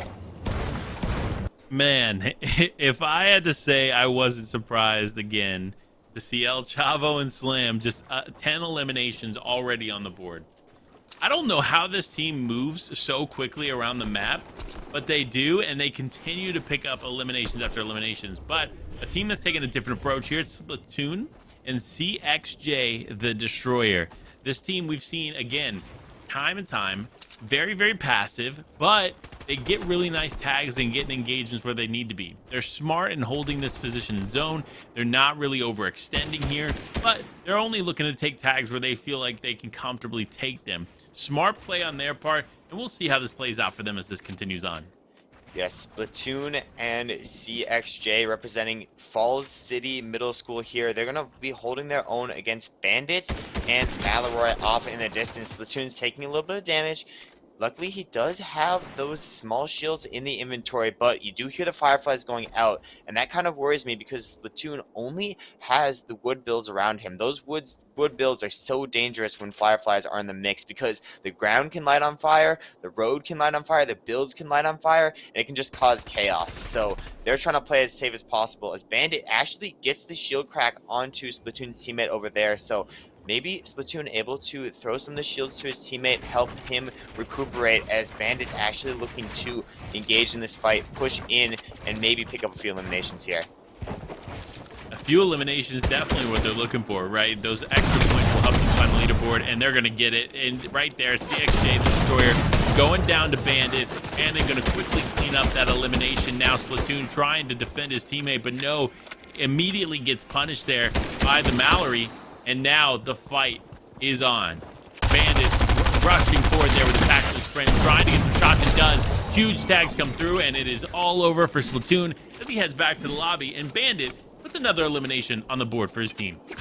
Bandit putting another elimination on the board for his team, representing for Winnebago Public Schools right here. We'd love to see it, and that's going to hopefully shoot them a little bit up the leaderboards too, because remember, on the side of this, we have the story that's being portrayed, we have the overall leaderboards, and a team that's also looking to shoot up the leaderboards here is going to be Slam and El Chavo, and they're not afraid to do it by force. They have 12 eliminations. This actually might be the most eliminations we have seen them have at this point in the game, and they pad out, realize, oh, there's a player back here that may look to get in on me. Okay, we just want to take this fight anyways. That's going to be Alien trying to get in the box there, putting a little bit of pressure on the Slam, but Slam's teammate El Chavo there able to pick up that quick elimination, and that's going to be 13 for them. So this is just absolutely crazy. They're going to have to rotate and maybe look for some more eliminations as they go on their way.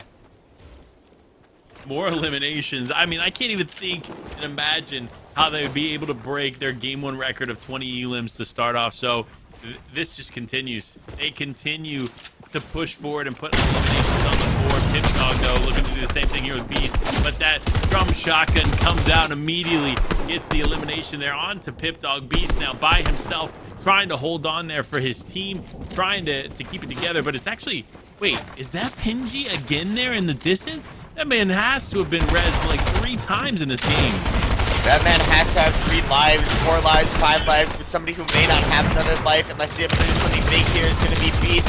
Finds a few shots onto El Chavo, getting a lot of damage out actually, but when you're that low, you kind of look like a fish out of water as you get picked up by El Chavo, getting the 14th elimination for them right there.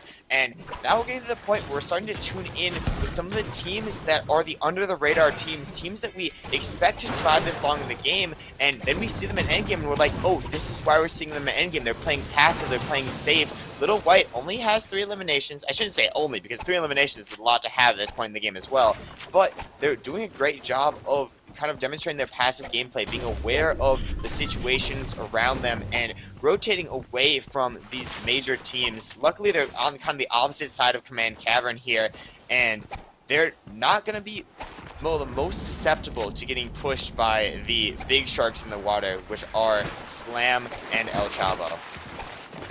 Yeah, and when you talk about Lil White and Dead Space having 3 eliminations and that being a lot, it truly is. When you think of Slam being able to have almost 20 eliminations at this point in the game, like there's not many other eliminations to go through. You know what I mean? Yeah, I know like, exactly what you mean. What other eliminations are left, right? And obviously, I gotta shout out the fish comment. Listen, if you didn't hear it back there, listen, that fish out of water comment was gold.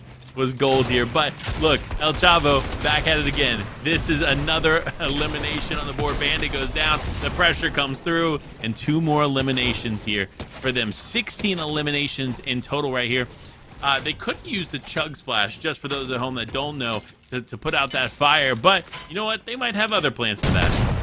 Yeah, you sometimes want to save the Chug Splashes for the quick heals. But somebody who does need healing goes to be Thailand, as he gets absolutely shredded by that drum shotgun, but he's able to get the player on the opposite side low.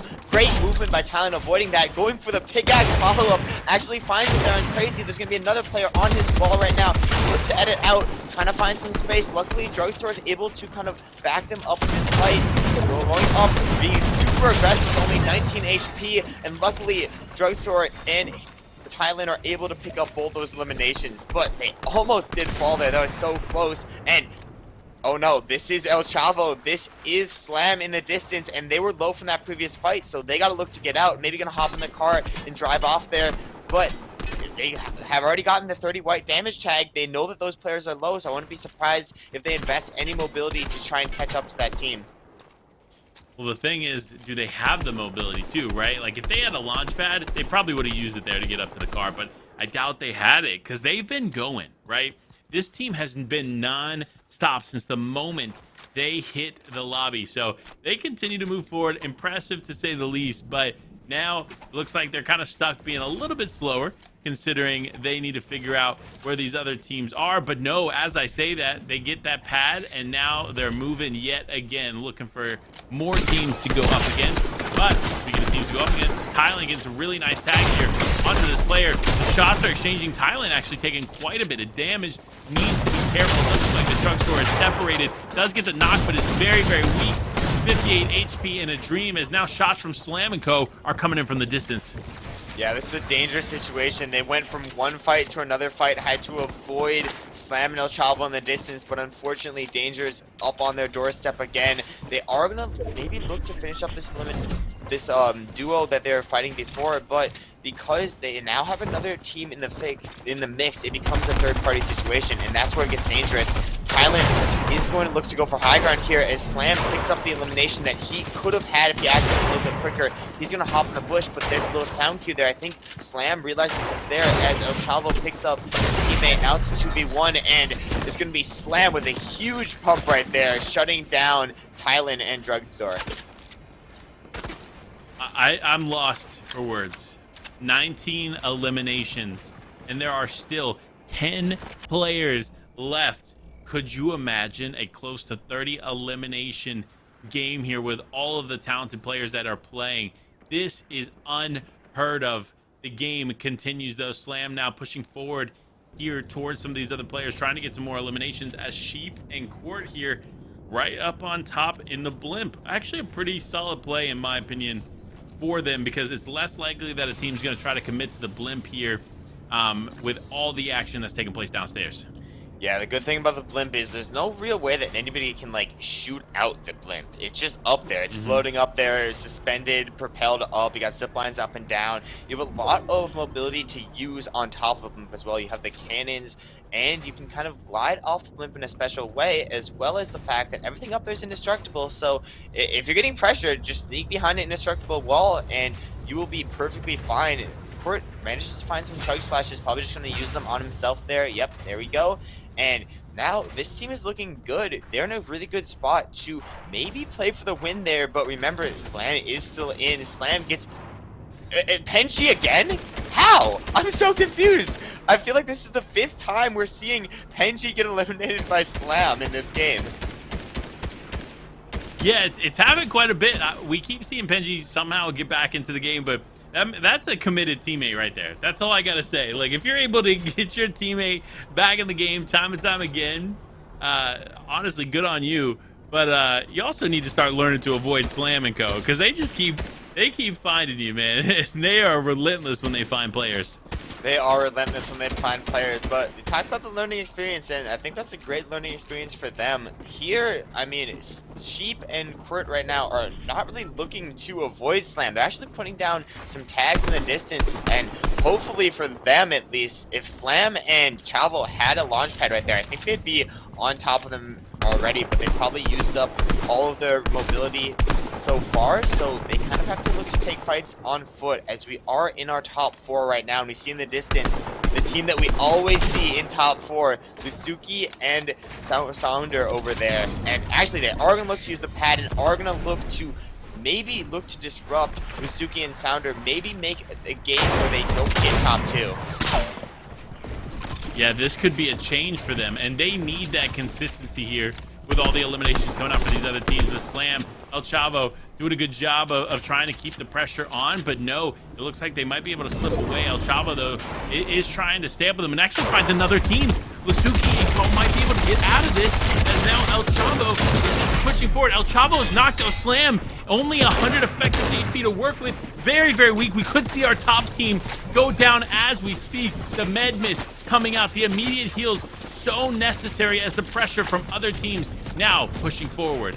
And everybody saw that in the elimination feed right there. Everybody knows that El Chavo is out. Slam, 7 HP left. Losuki's like, this is my chance, and there it is. Slam goes down. Our top team just got disrupted, and now it's a 2v2 with the team that we expected to dominate every single game, back to back to back to back, finally out. So it's going to be an interesting, like you called it, is a breath of fresh air this game. Some chaos that ensued, and we're going to get to see an amazing 2v2 here between Losuki, Saunder versus Quirt and Sleek Sheep, as Losuki getting a lot of damage onto Quirt right there as he actually falls, and now it's going to be a 2v1. Can Sleek Sheep get his teammate back up? Do they have enough time? The pad comes out. They're going to look to push this fight as soon as they can. Sleek Sheep making the box, trying to protect his teammate right now, but it's a 2v1 situation. What can you do when all of the fate of the game rests on your shoulders right here, and you can't do anything, as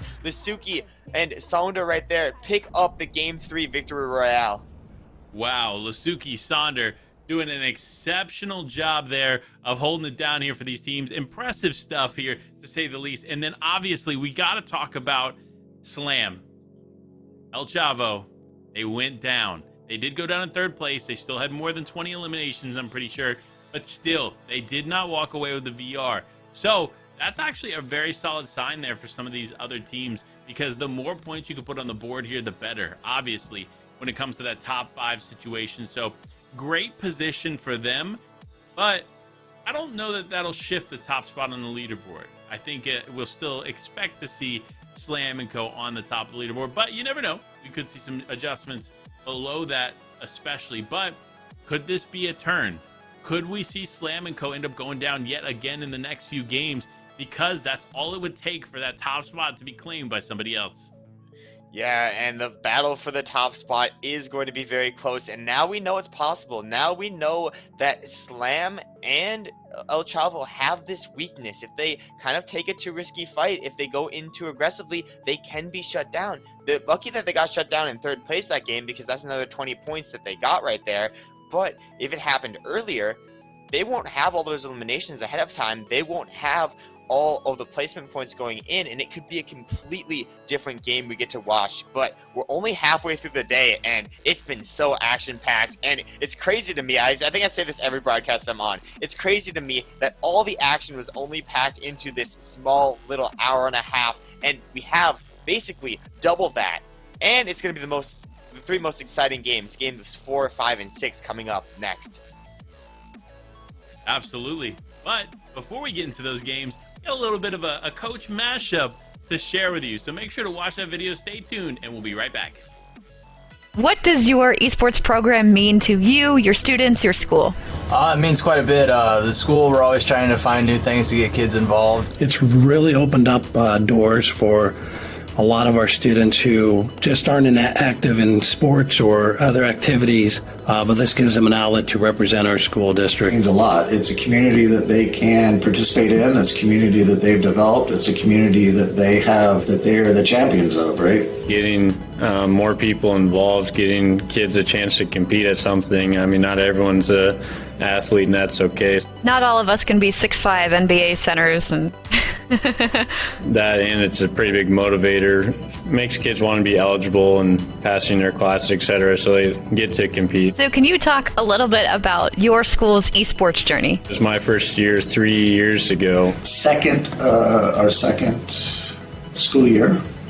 2 kids really were pushing for the esports team to get started. I say about 5 years ago, I had a handful of students say, "Hey, we're looking for an esports sponsor," and I'm being a football coach and other things that I've done in the past. I'm just like, I don't know much about esports. And before I came along, the issue was that no staff was willing to sponsor it because no one really knew what esports was. So we've been interested in esports for probably 3-4 years now. It took them about 2 years to talk me into it. I went to a technology conference where they were talking more about esports and the advantages for schools with esports, and then I'm like, all right, let's give this a try. We've looked at different online outlets like Playverses and stuff like that, and we talked to these guys at Nsesa back then. So we kind of started a group and ended up having 30 plus members, and I'm like, okay, the kids are really interested in this. We have 50 students in the school total, so to have, I was actually really happy to have 2 Mario Kart teams, 2 full Mario Kart teams, right? 8 players. That's almost 20% of the. I mean, that's like 15% of the student body. We had the school board on top of it. They were all for giving us funding and helping out with that, and that's been really a lot of places they don't get that in here. It's nice to have. So. And then the following year, we did make it to state and actually won that Smash state title, which, I mean, that's a once-in-a-lifetime opportunity for some of those kiddos.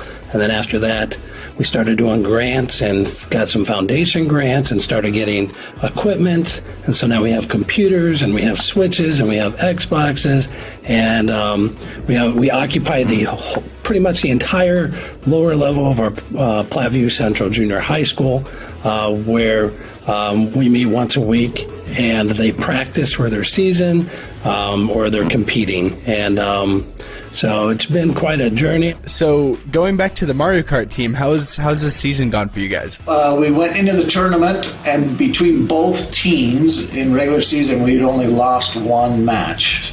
and we're looking forward to participating this coming weekend. We got 2 teams in the state finals for Mario Kart. It's been great when you know your opponent. You're not just facing, just some random computer names behind a screen. It's you actually know where they're at, and it's a cool deal. The kids are really enjoying it. What is it that your school enjoys the most about being a part of the NSCSA? Probably the chance to compete. I know a lot of my guys are competitive. We do have a lot of casual players, which is fine, but I know there's a lot of them that probably wouldn't be joining if it wasn't for a chance to compete. Joining the NSCSA has been nice because it gives us a place where the kids want to compete against other schools. And so if we were just getting online and playing against random people around the country, it wouldn't be as much fun as playing the people down the street where we can have a rivalry, or or they can sit there and go, hey, we beat this school, and we see them all the time in basketball, and they always beat us in football, but we can beat them in esports. And so it's really giving them a tool to go out and compete against area schools, and that's really what's kind of generated the excitement for the kids at my school. Like I said, we like going up against who we know we're facing. So we are in the Panhandle of Nebraska. We're in the Mountain Time Zone.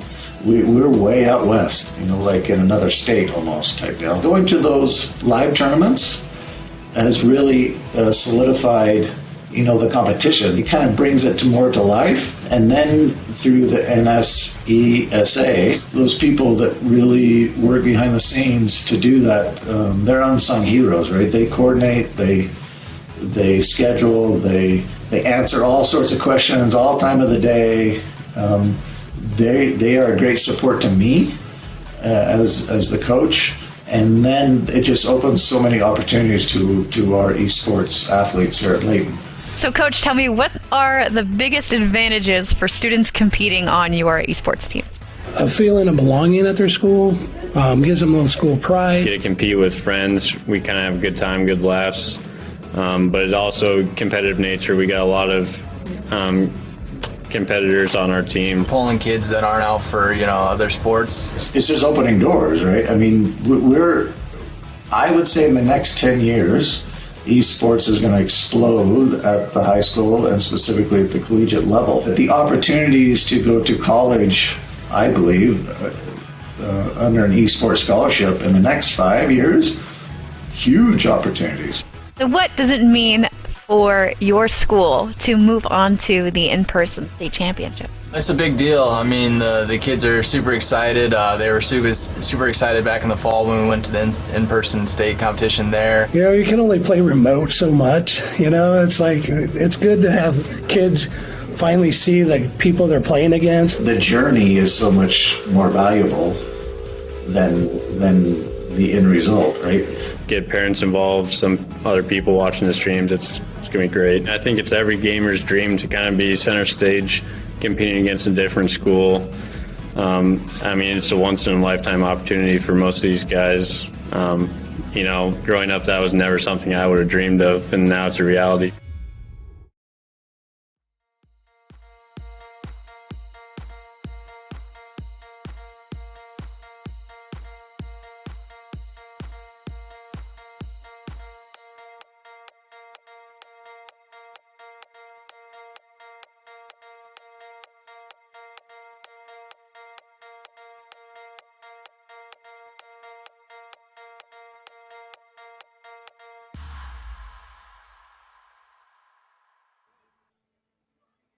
Welcome back, everyone, to the NSCSA's Spring Open featuring Fortnite. Game number 4 is almost underway, but before we dive in, we got to take a quick look at the leaderboard here before we get into this action. And I got to say, the leaderboard hasn't changed too much, but there has been some shifts there in those second through fourth place.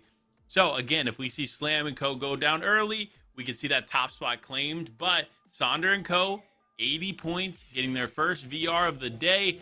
This could be the turnaround moment for them because, again, we're at the halfway point of this competition. So, still, 3 more games remain. Will there be enough for these players to walk away on top? But the next point that we got to talk about is game number 4 because it is almost started. The battle bus is loading up. These players are getting ready to go in just a few moments. War, is going to break down how this plays out. War, are you ready? I am ready, and we might as well just do it now. Send it into game because there is so much we have to break down here. There absolutely is, and it is absolutely time to look at these perspectives of Saunder and Slam, our two top teams here on the leaderboard. Drop it down, and I wasn't, I don't know if I missed this or if maybe they're changing it up, but Saunder going Daily Bugle? That is definitely a change. They went, I believe, to some Southern POI last time. I think it was the Chankra Speedway, but I believe in the last game, Daily Bugle is actually uncontested, so they should be able to get this area pretty uncontested. Even though they're showing consistency on the leaderboard, they're definitely not showing consistency in their draw spot. There's a lot of random quick change-ups right there that we kind of love to see, but still the same plan for Slam here as we get to tune in with Sleep Sheep, getting elimination off spawn onto Turnip in Greasy Grove, and this is kind of a turnaround from what we've seen in the previous games, because I remember game 1, it was kind of Turnip getting the 6 eliminations, 7 eliminations out of Greasy Grove.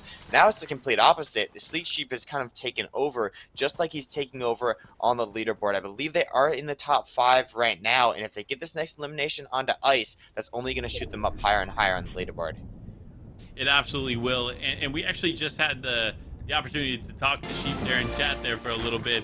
He's excited about popping up in second place there in the last game, and we're looking to see if Sheep can repeat that energy going into this, because remember, we're at the halfway mark, so this leaderboard can still very well change here in the next few games.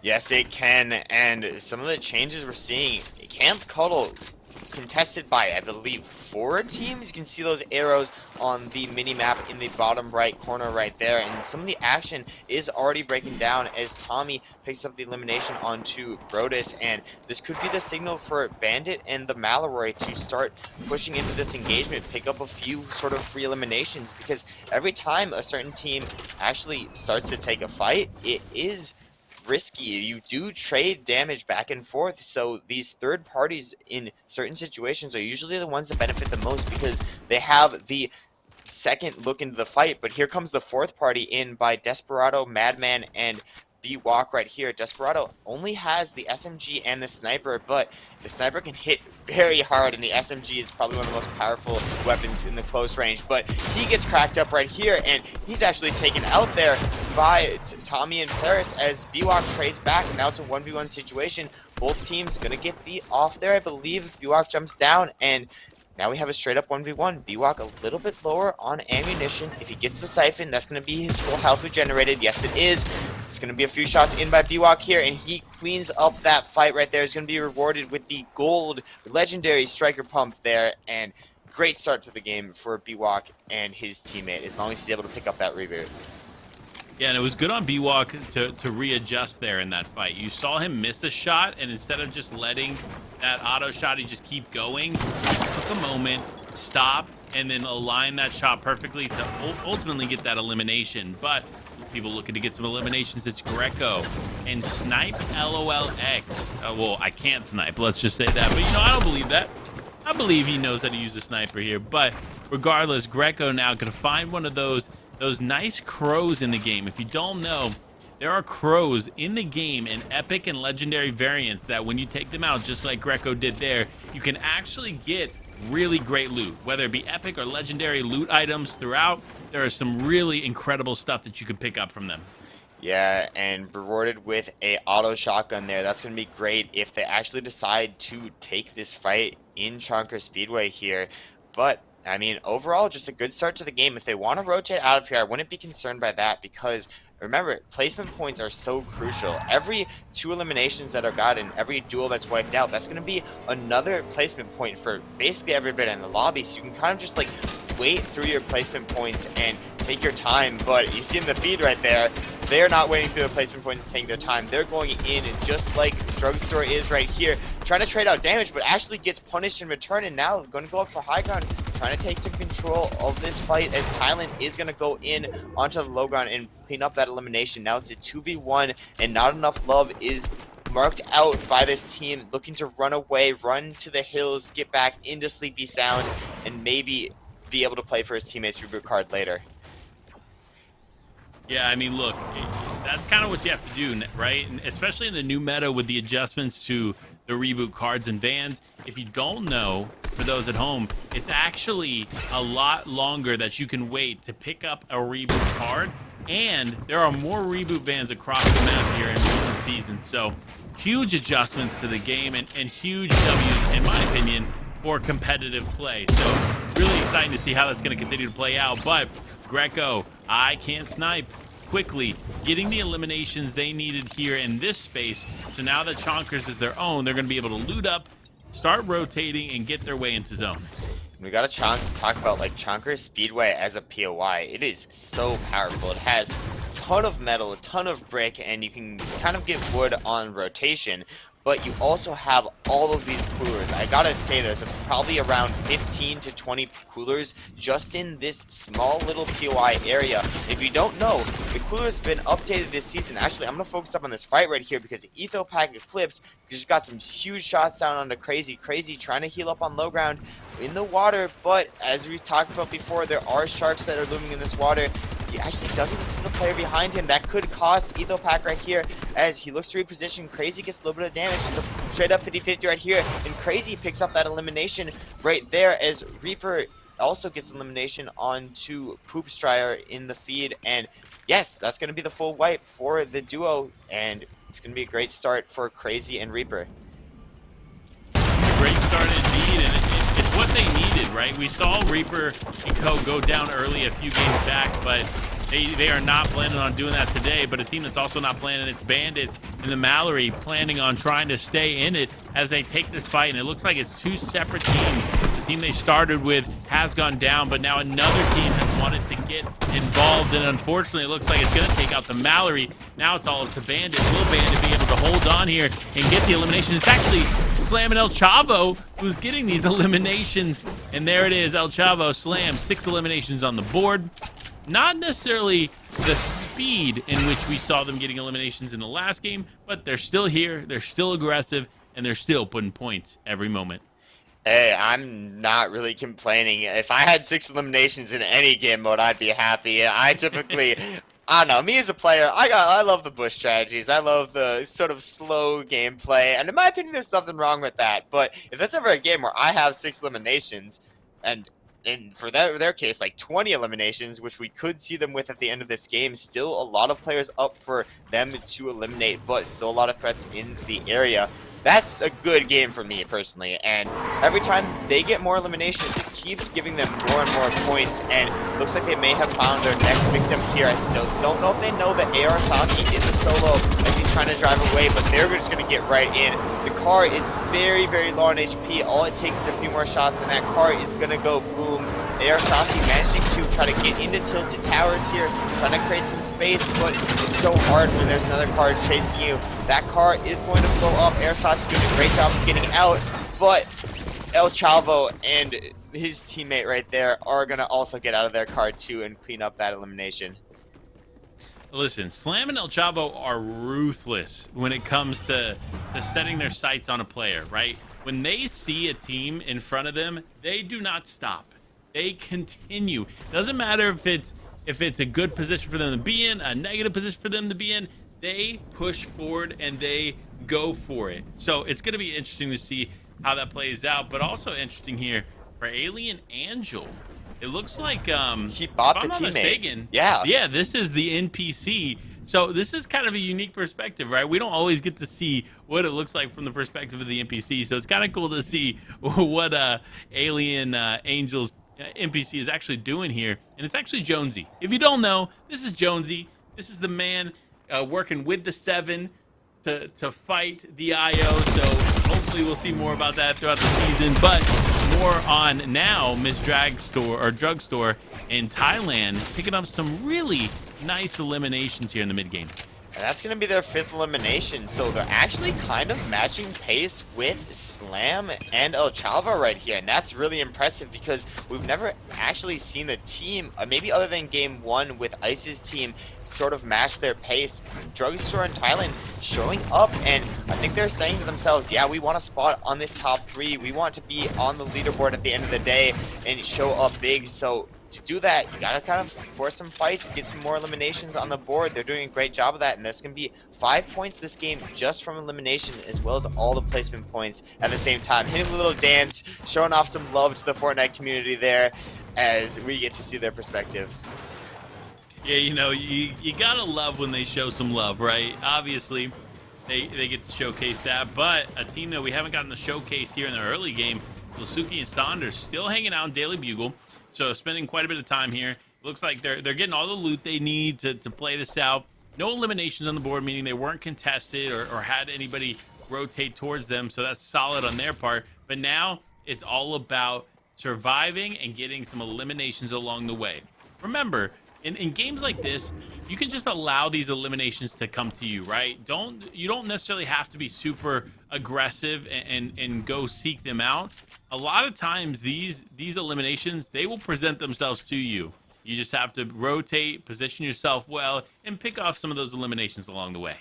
Yeah, and if you didn't see in the feed there, actually Thailand and Drugstore went down, being the 8th and 9th eliminations for Slam and El Chalva right here. So kind of taking the words away from my mouth there and making sure that there's no other team that can actually contest them, because they've been the team with the most eliminations every single game, and they're probably going to be the team with the most eliminations this game as well. It's just, what else can they find? They've gotten a victory royale in the first 2 games, but in the 3rd game they got 3rd place. So we kind of want to see if they're able to get back to their usual victory royale position, and rotating into Daily Bugle is going to be some dangerous waters to be around. There's so many high sight lines where other teams can look at them in the distance, and it's a risky place to fight just because there's so much chaos with all the webs around the area, all the zip lines you can traverse from, but they really don't care. They go from zip line to zip line. I didn't even know you could do that move, showing off some competitive knowledge right there, and they're looking to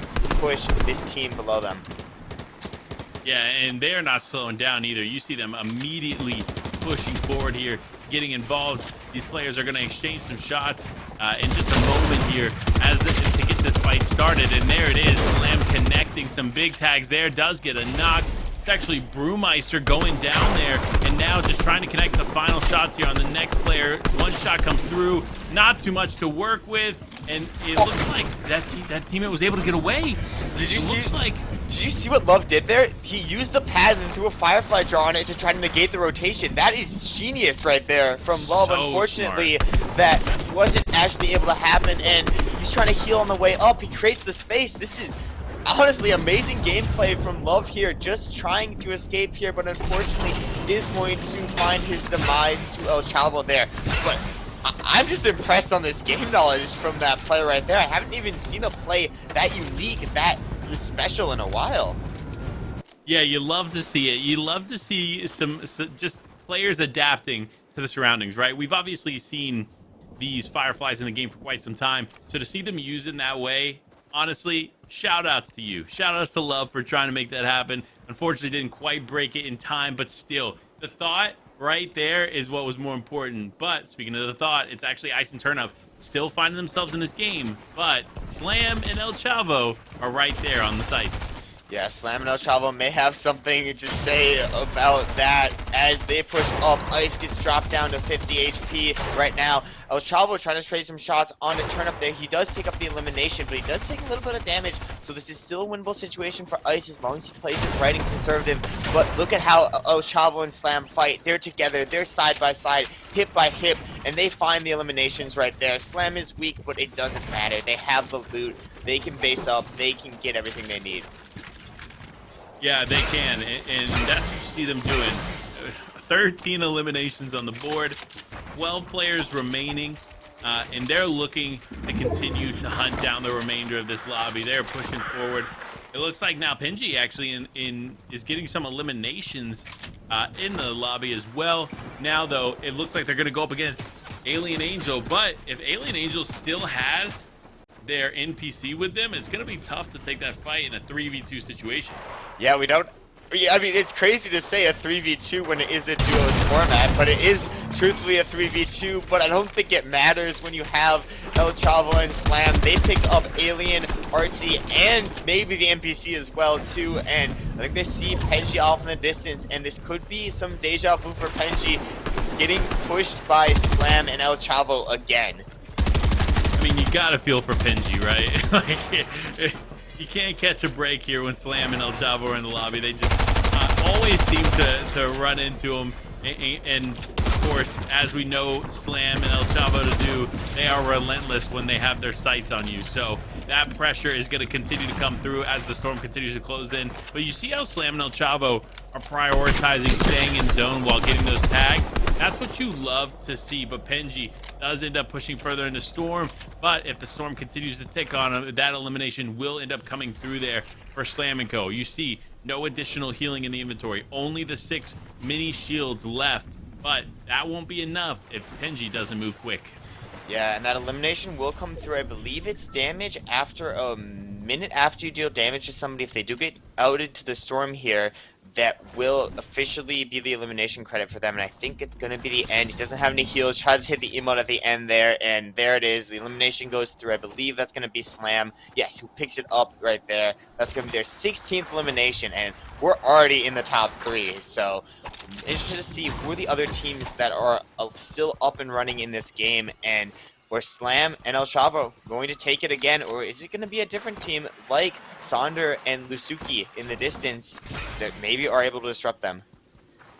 You know, you got to shout out Saunder and Losuki for being so consistent, right? They outside of El Chavo and Slam have been just as consistent, making their way to the end game, making their way to top 2 situations. Literally, they've gotten only 2nd place and 1st place, and now they find them in a top 3. So I'm not surprised to see them here, but the shots are now going to rain in an exchange, and it looks like that might be El Chavo and Slam. So if they're not careful, that could be a fight they don't want to take.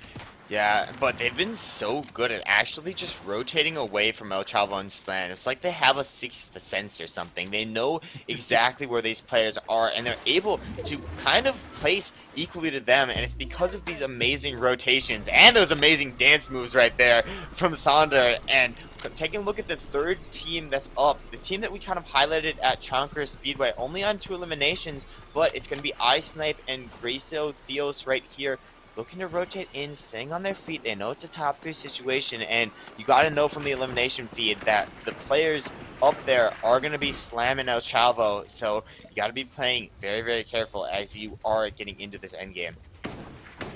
You absolutely do. 3 teams remain, all full duos, mind you. This is, I think, the first endgame we're going to be watching where there wasn't a bunch of solos remaining in these final moments. No, these are all full teams here, playing from 3 different angles. Slam and El Chavo have a really good position. Saunder and Co have a really good position.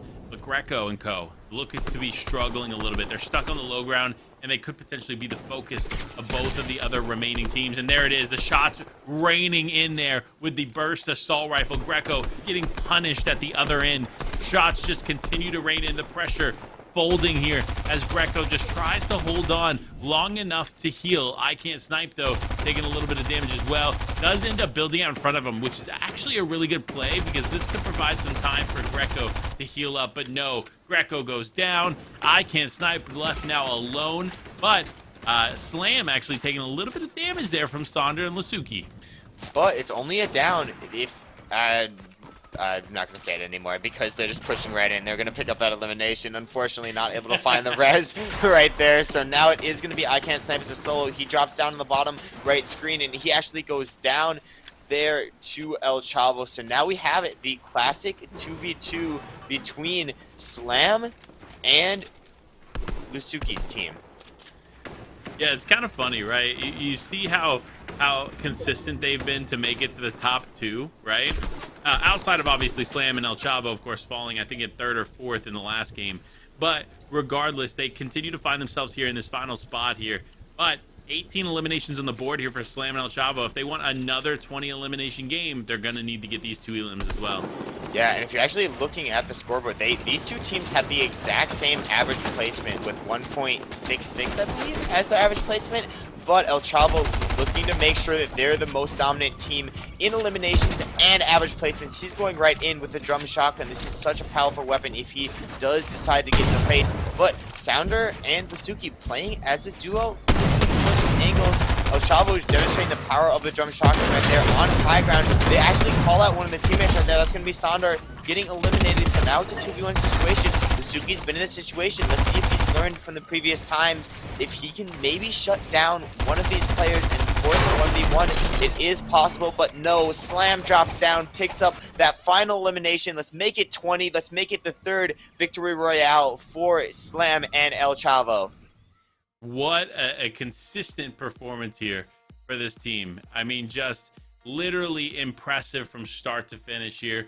Obviously, they're going to be solidifying, I think, their top spot after this point. Despite there being 2 games remaining, I think there's no doubt in our minds that they have claimed that top spot on the leaderboard. But for second, third, fourth, and fifth, there's still so much up for grabs here as the leaderboard gets finalized. And don't worry, for those at home, we'll get you those leaderboards standings as soon as possible. Once we get those updated, we'll make sure to share them with you. But War, let's talk about it, man. It was an all-out brawl here for these teams in the final moments, and honestly, you got to be impressed by both Saunder's team and Slam's team. And they're equally impressive kind of in their own way. The ability to get second place, to position yourself, to realize where the first place team is and always be rotating, avoiding that team. That ability is just as impressive as itself as the ability of Slam and El Chavo to just keep getting elimination.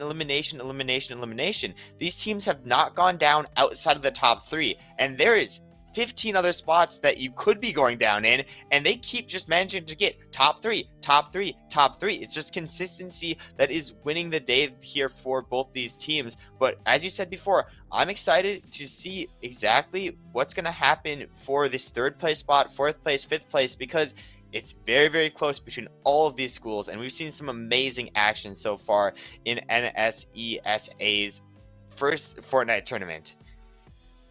Yeah, listen, for the Spring Open featuring Fortnite here, it has been impressive from the start. So, again, shout out to NSESA and shout out to eFuse for making all this happen. But we got that leaderboard ready for you. So let's go ahead and take a quick look as you are not surprised for those at home. Slam & Co. at the top with 177 points. To be clear, they've won 3 out of the 4 games, and they have 82 eliminations versus second place having 11 eliminations.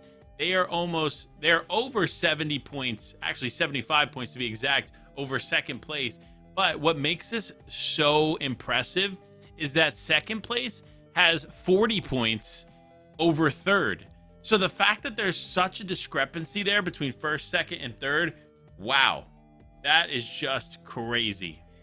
And you're kind of talking about this discrepancy that's being made. It's also a discrepancy in the ability to get eliminations, the ability to get placement. We can just do a quick math lesson right here, right now for the kids in school. You have 82 eliminations in 4 games. That's 82 divided by 4. What is that? 20.5 eliminations per game. That's crazy. And then with that, you're averaging 1.5 as average placement.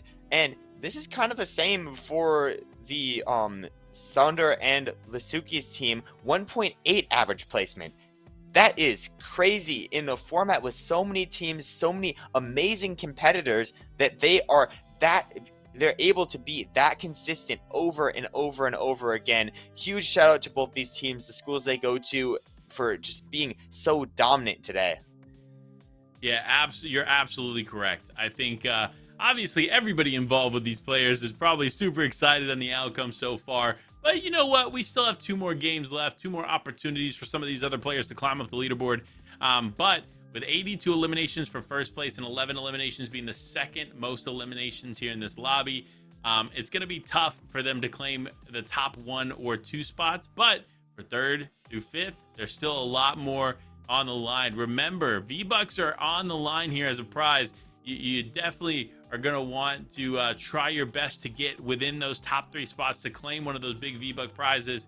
But you know, that's how the story goes. But before we can get into game number 5, we're going to jump into a quick break. So make sure to stay tuned, grab some popcorn, grab some water. We'll be right back.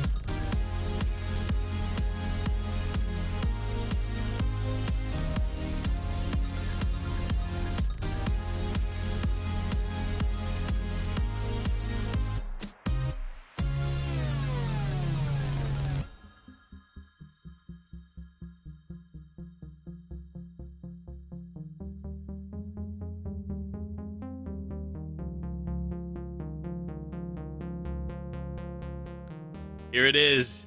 2 more games remain. 4 games have been played in the NSESA's Spring Open featuring Fortnite. Listen, Life with Panda and War here, breaking down the final moments here of the competition.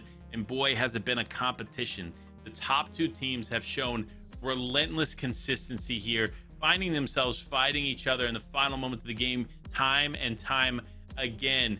But will that change? Will we see some variances here in game number 5 and 6? That's the question we'll have answered momentarily. But War, game number 5 is almost underway. What are you expecting to see here as we get into this game?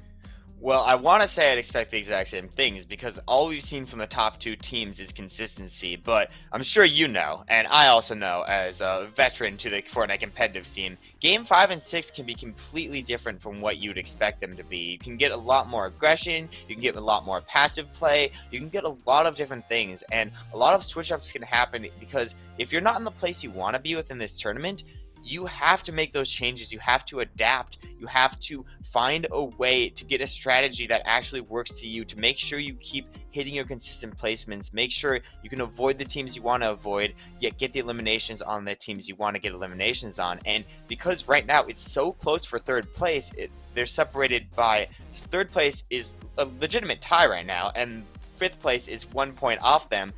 I'm excited to just see what adaptations, what new strategies these teams are going to implement as we hop into game. Yeah, one thing I want to mention too, 3rd place, if you notice when we were looking at the leaderboard, they're actually down a game. So they've only played 3 games versus some playing 4. So that's going to be interesting going into this and how that fully plays out, to be honest. But regardless, right, the game is almost underway here. We're just a few moments here from starting up and getting ready, but like you said, this leaderboard is close there for that final spot for V-Bucks. The first 2 spots seem pretty solidified, right? Those prizes could be pretty easy to say that they're going to go to Slam and Saunder, but 3rd place, still lots of V-Bucks to split between the 2. Who will claim that spot? Well, you know what? Let's get in it. Let's get into game number 5, starting off with Slam and El Chavo. Yeah, Slam and El Chavo been doing the exact same thing every game. Been landing at command, been getting the loot, been getting the vault, and then just being absolutely dominant. There has been, I think, 1 game where they had under 20 eliminations. 1 game where you have under 20 eliminations. Imagine going into pubs and saying, oh yeah, we just got, 20 eliminations, 20 eliminations, 20 eliminations, 20 eliminations, and that would be impressive. They're doing this against other Fortnite, legends, other great competitors, and you can see the reason they get to do this is because they're so dominant at their job spot right here. They realize, oh, there's another team landing around me, let's scout out, let's look to take these engagements controlled. Maybe they'll look to use the scanner that's above them, but no, they realize player right underneath him. Slam's gonna look to hop in instantly. He knows he hit that player for white damage. Actually, almost takes some fall damage there. Kind of reverses the situation. Gets that player down to about 1 HP. Doesn't have the follow-up with an AR and SMG, but he is able to chase down here. He is able to look for some of these shots as... Oh, Slam? Oh, Slam! Getting very, very close to falling off high ground multiple times, but I'm not worried. The person who should be worried is Devin, who has a striker, can maybe hit a big shot here, but no, Devin does fall, and it's going to be on the back of his teammate to try and figure something out here as Slam picks up that first elimination of the game. Yeah, I mean, listen, if you're Devin and co, right, you're aggravated. You're like, I tried to run from this guy so much, and he just kept finding me. And sure enough, not only did he find him, but he finds his teammate as well in Brodus, and Slam off to a slam and start there with 2 eliminations on the board here, which honestly, impressive start. But another start we have to focus on is Turnip and Ice. This was a team that we saw have a really, really good game number 1, but we haven't seen that same steam from them following those games. So this is their opportunity to come back, their opportunity to make some really, really big plays here and climb that leaderboard up into one of those top spots. Yeah, they're currently sitting in 7th place right now, but as we said, the leaderboards are very, very close. All it takes is a few eliminations, and they could be up in 5th place, they could be up in 4th place. Turnip finds some shots in the distance onto metal faces, and these could be the eliminations they're looking for, as Turnip going for a few more cast off in the distance, gets the shield crack on both players. He only has an AUG, the burst assault rifles in inventory, but he says that doesn't matter. He's trying to push the fight anyways. Takes out Losuki on high ground. It's only up to Metal Faces now, doing some amazing work. That accuracy of the AUG there is so hard to find as he picks up the elimination onto Metal Faces as well. That's going to be 2 easy eliminations. He gets the weapon upgrades. He gets everything he needs, but there is Sleek Sheep and Co in the distance that could look to be pushing up here.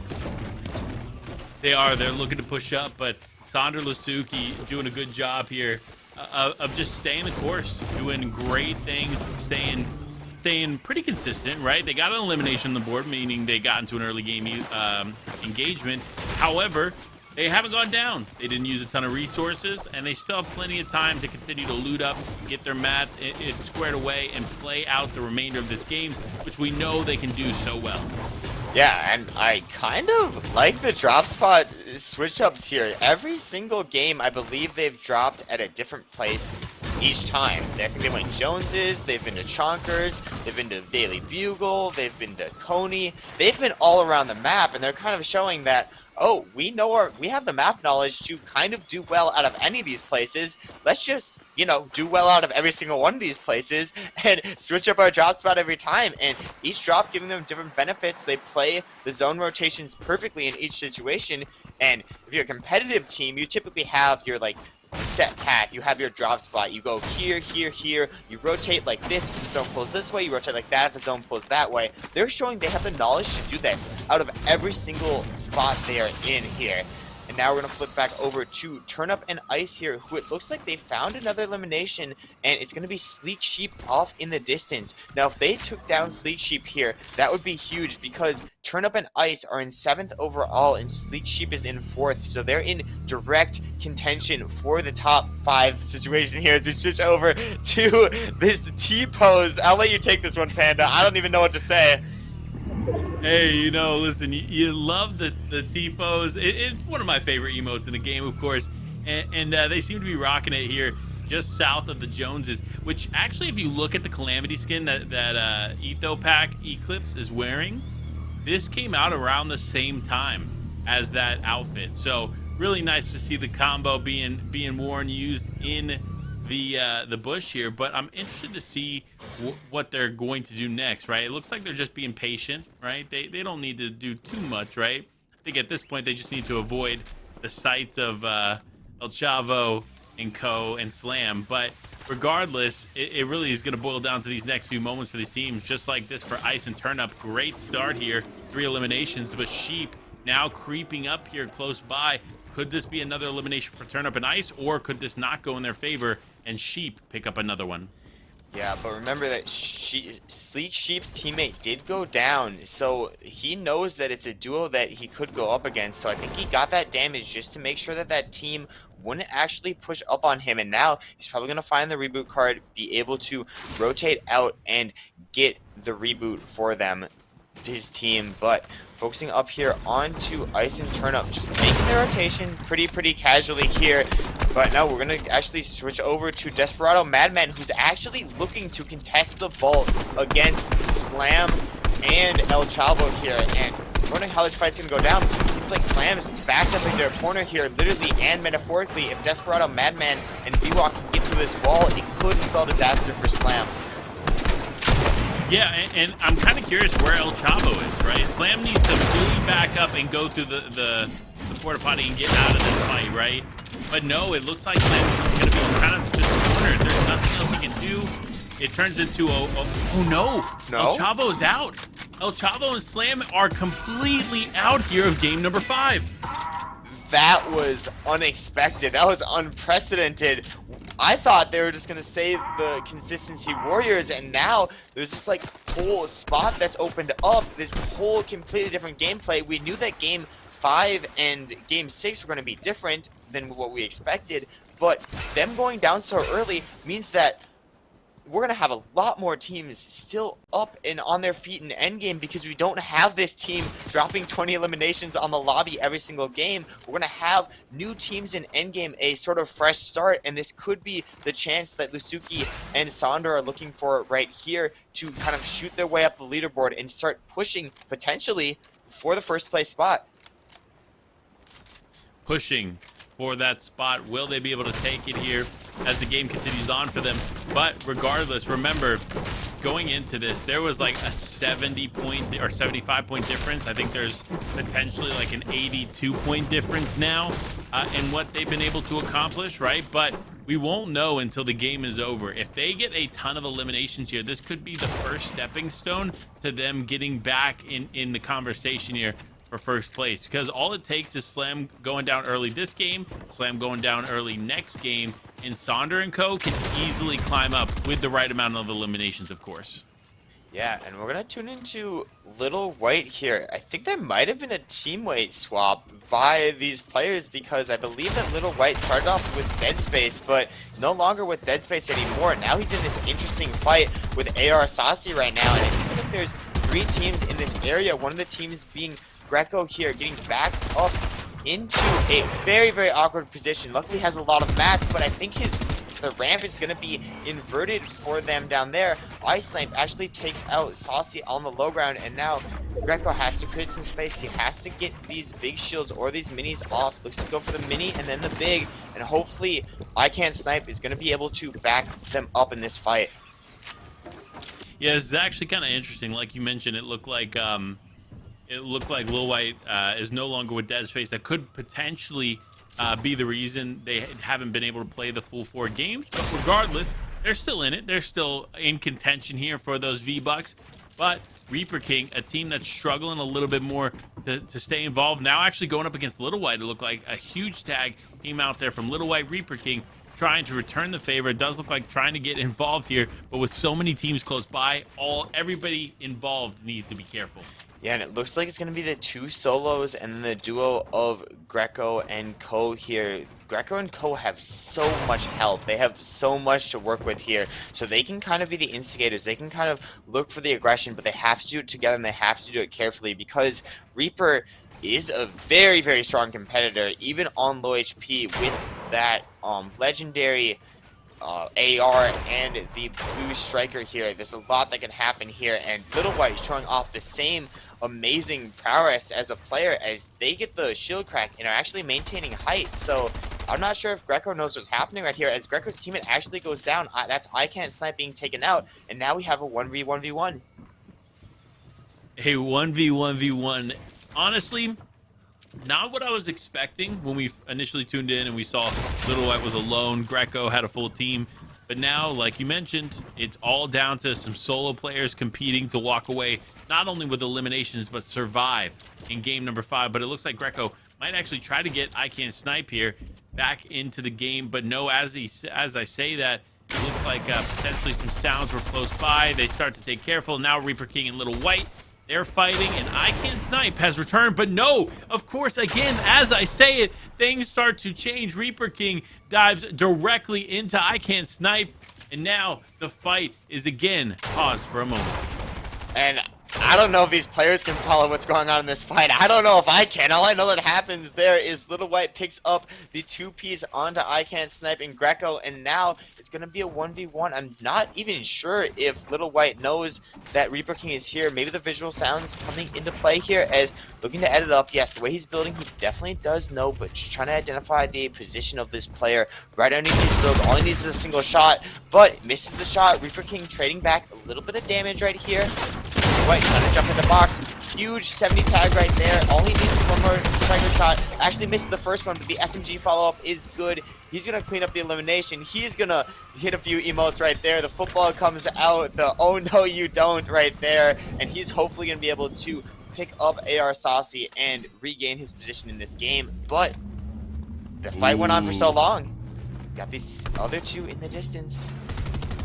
Desperado and B-Walk said, you know what? No, I hear you trying to get the res off. I'm not about to allow that. So now the fight is on yet again. And man, what a crazy area to be in right now in the Sanctuary. But B-Walk and Desperado continuing to follow Little White here. They have the health advantage. They have the man advantage. But will it be enough for them to win the fight? Oh my gosh, this is the play, right? You see what Little White's doing? Little White is bouncing from pad to pad, keeping them strategically away from them, or away from the solo player. But regardless, Desperado kind of identifies that play. B-Walk now rekindled with his teammate, pushing forward, trying to get some tags here, gets the advantage, gets a wall, but no, actually loses the positioning here of Lil White. Lil White doing a good job there of exchanging tags. B-Walk actually weak, but no, it's not going to be enough as Little White has now gone down. That's going to be the quick elimination for Winnebago's public schools, B-Walk, and Desperado. And that's going to be sad for Little White right there, because he was one of the teams within the top 5 overall, actually contesting. I think he was in first overall with the tiebreakers, but now that he's gone down so early, it could be a completely different storyline that we see unfold in Game 5 here. And it's obviously going to be a completely different storyline because our top competitor has gone down. If you missed it, the first place team is out, and Bandit trying to cause some more chaos with the sniper from downrange. Unfortunately, he's out of the heavy ammunition.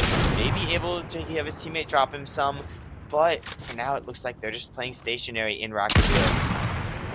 Listen, if you're Winnebago Public Schools, you're happy, right?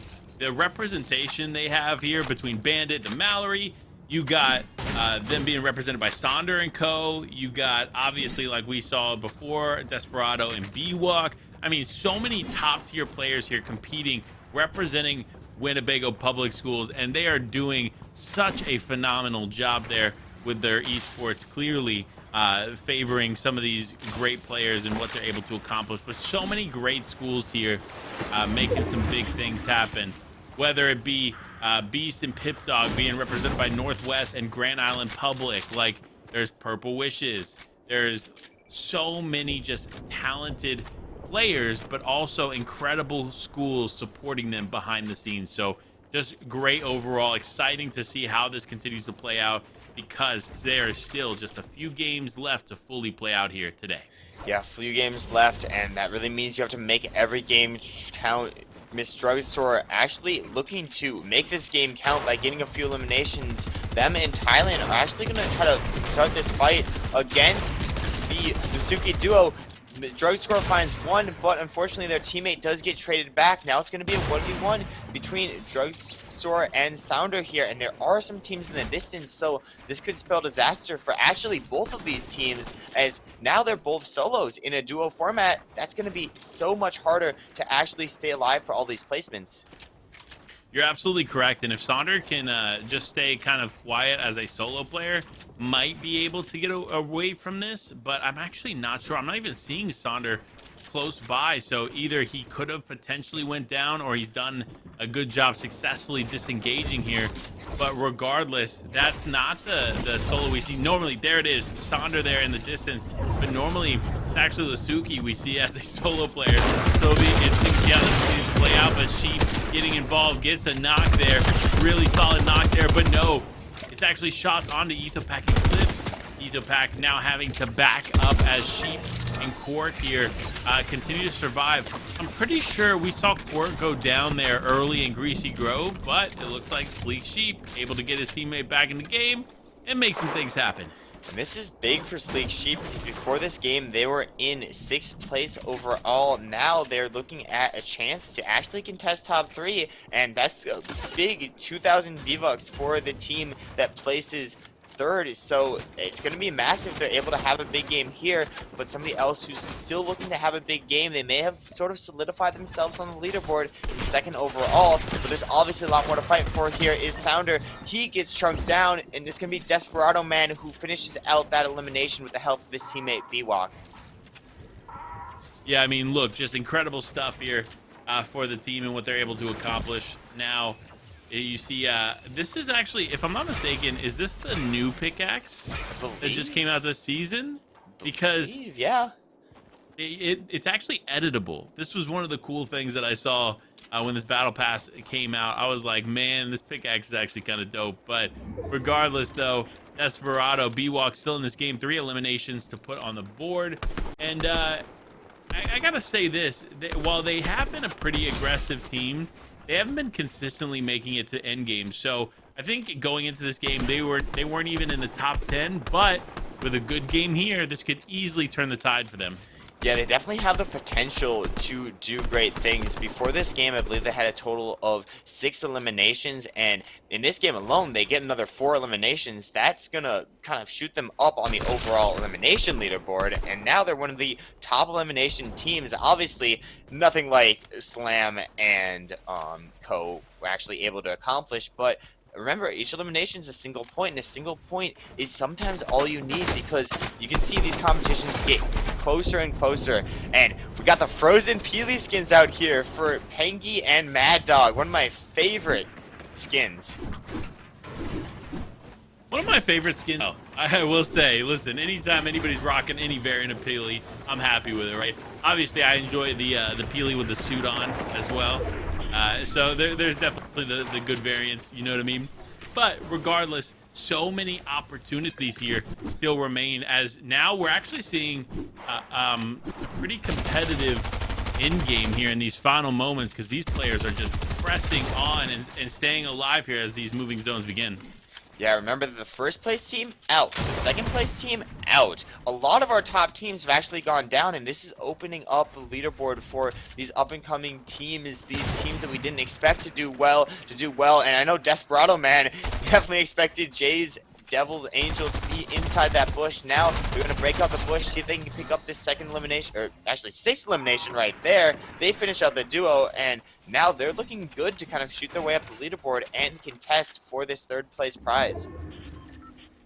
Yeah, and like we talked about, they're going to need a big game, and they know that as well, which is why we didn't deliver on that exact promise. But man, the thermal coming out, Bandon getting huge tags there in the moment. That's what you love to see here, as the Mallory supporting from different angles. This is how you want to play this as a duo. You want to make sure you're covering every single sign that you can and take every shot that you can, which is why we see some success taking place here for the Mallory, for Bandit. But no, as I say that, it looks like some other players are beginning to pressure the Mallory, and the Mallory ends up going down. Bandit now having to drop down and get the res here. Will it be quick enough, though? Because that storm is now pressing in. Having to use the floppers here is going to be a requirement. But no, not enough time to get to Mallory. And unfortunately, Bandit's going to have to leave him behind, and now finds himself stuck not only in the storm line, but also to the relentless pressure from the other players, and unfortunately ends up going down. That's how quickly we can turn around, and that's the chaos of these moving zones. We get to actually see this moving zone play out right here, and it's going to be absolutely crazy, because we have 4 teams alive, one of those teams being a solo. I believe that's going to be Miss Drugstore off in the distance, who actually got the zone pull. So we kind of see the dynamics of this more competitive endgame start to play out here, as these players are going to have to move from the position they're in 5 seconds. They're going to have to go upwards of 200 meters while fighting these other teams. So the plans you have to make to actually kind of make your rotate here is going to be what decides who is going to be the victor of this game 5. Who will be the victor? The question that looms around this game as it continues to finish out. Both of our top teams out of this game. I'm pretty sure, well, actually, I don't know if Saunder's still up, but both of our top teams definitely not in the position that we normally find them in, as now Miss Drugstore looking to climb the leaderboard here with their teammate Thailand. Looks like Porto right there in the distance, and then the shots come out, missing of the snipe. You know that is definitely going to sting here, as Miss Drugstore really needs another elimination to put on the board, and a bit of a refresh here. Material starting to dwindle.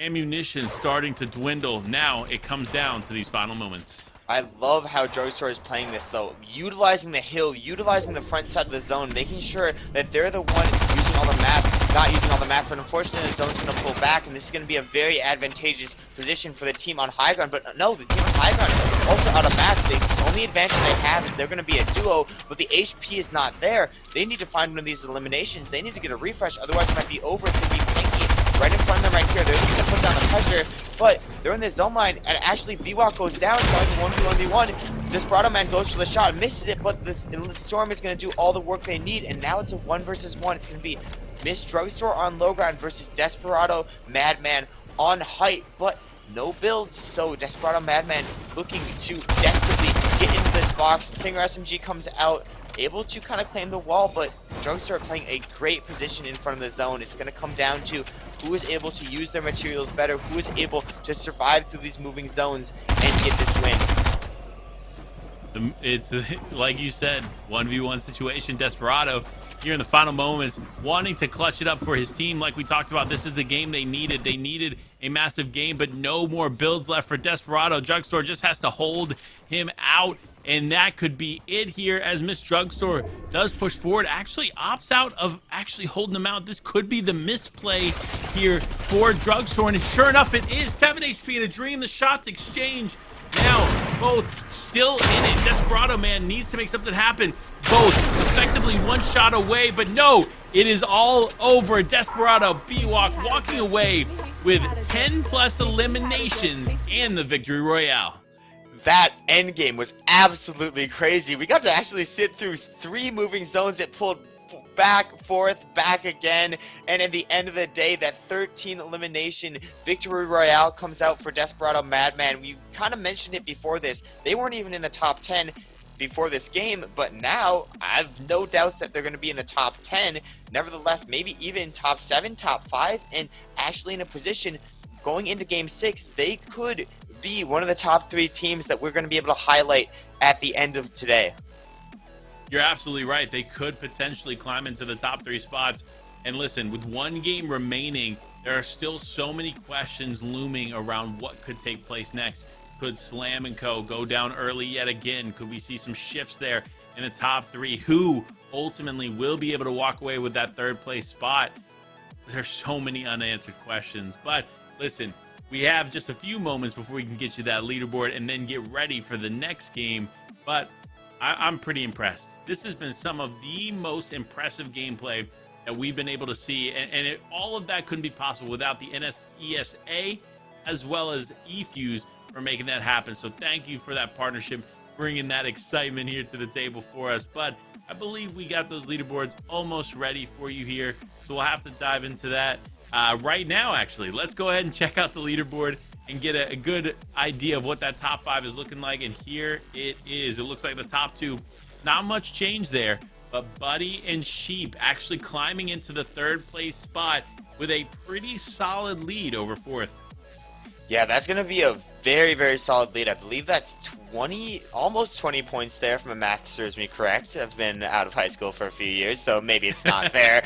unlike these students who are obviously the great students that they are.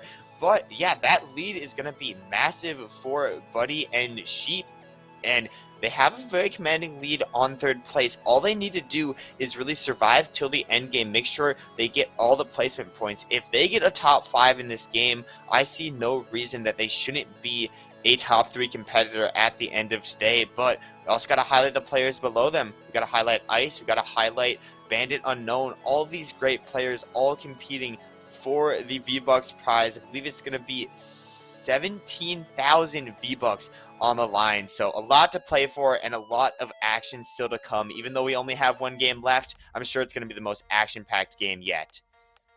You're absolutely right. But listen, before we can dive into that game, we're going to dive into a quick break. So make sure to stay tuned and we'll be back with you shortly.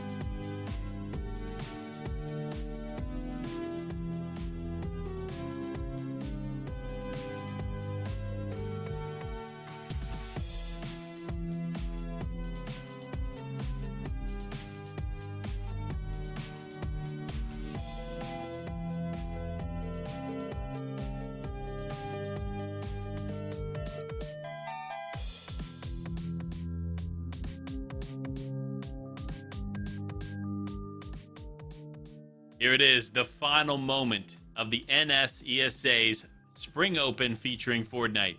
One game remains, one defining moment here for these players to showcase their talents and climb up into one of those top 3 spots for those prizes. War, we've seen just incredible back and forth here from all of these players. Just everything from aggressive gameplay, proper rotations, and then exciting final moments. What are you looking for in this final game? I'm really just looking for the pop-out moments from a certain team. I don't know what team it's going to be, and we've seen it in the first few games from Slam and El Chavo, just these like games that each time it happens, it just like takes me aback. And I could like predict them having a 20 elimination game, and they have it, and I'm still blown away by their ability to get so many eliminations. But I'm looking for this specific pop-out game, and it's really going to come on the back of how does every fight go down, how do the interactions between player to player go, because this is the final game. This is where all of the action that we've experienced so far finally ends out here, and I'm just excited to get right into it, Panda. I'm so excited as well. This is it. This is the final game.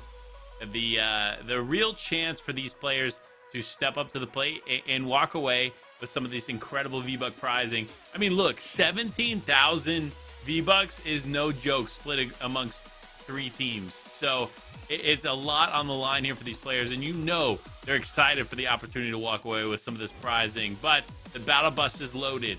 The battle bus is moving. These players are literally dropping out as we speak, so it is almost time to tune in for the final game of the day. And it looks like we're probably going to be trying to tune in here with one of these exceptional teams. Of course, there's a lot of great teams that we're going to look at here, or attempt to look at here in the final game, but it looks like it actually will be starting in just a moment. So give us just a few more seconds. We'll get you into that final game. I know we've been hyping it, right?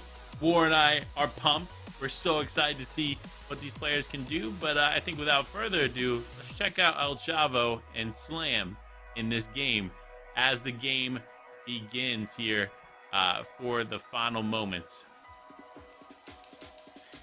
Yeah, and I'm just excited overall because even with this game maybe going on as we speak, maybe not, there's so much we can actually break down with all these players throughout the entire day, and we've had the experience where it is a command.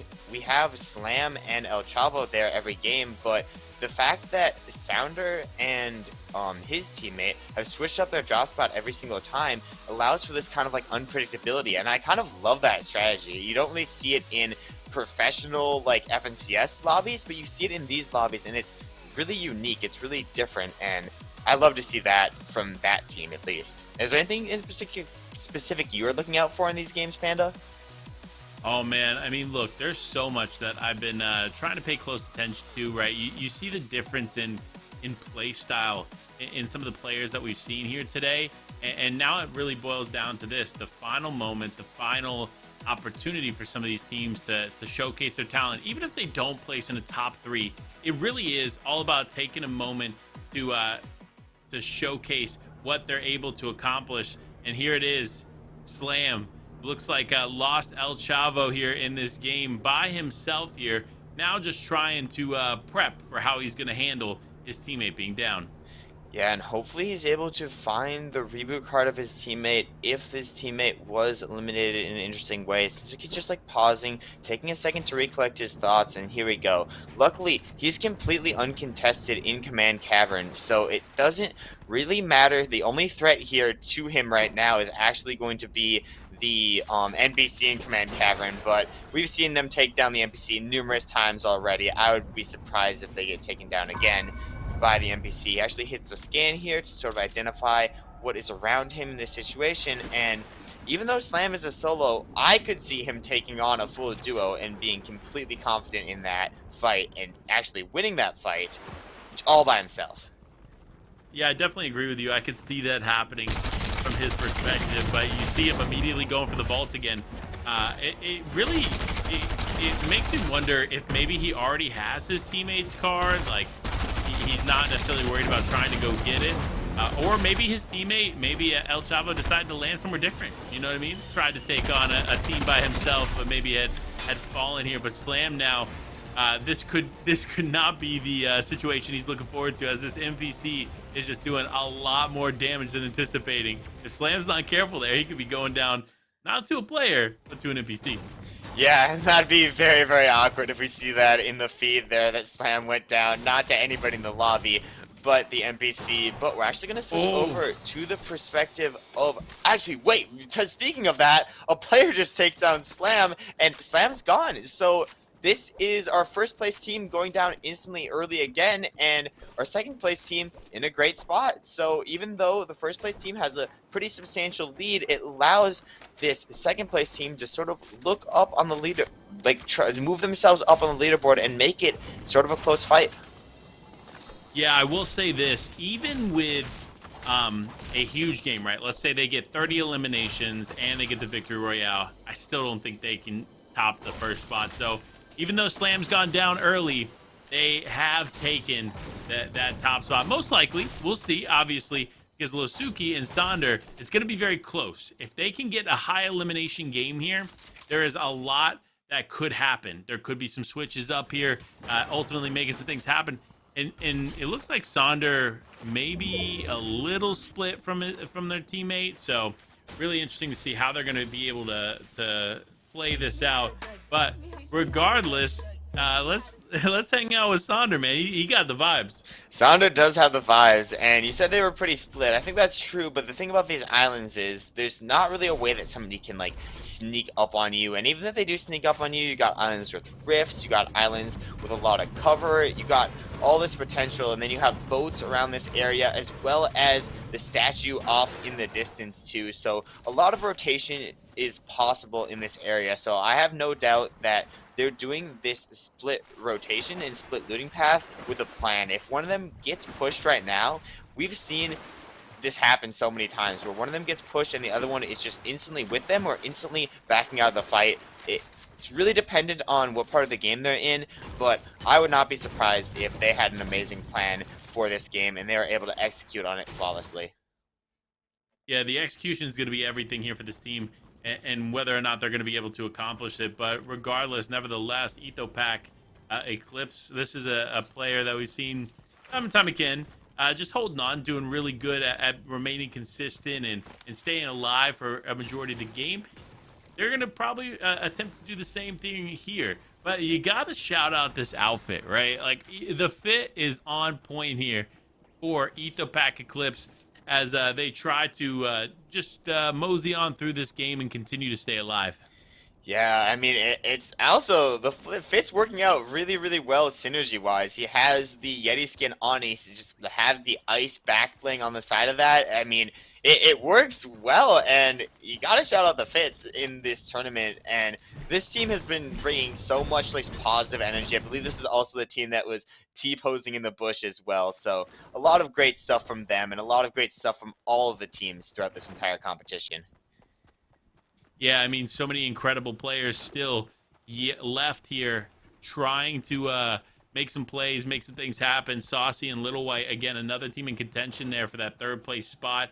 I think going into this, Little White was in 7th. So, again, lots of opportunity there for Little White to push forward here and keep it going.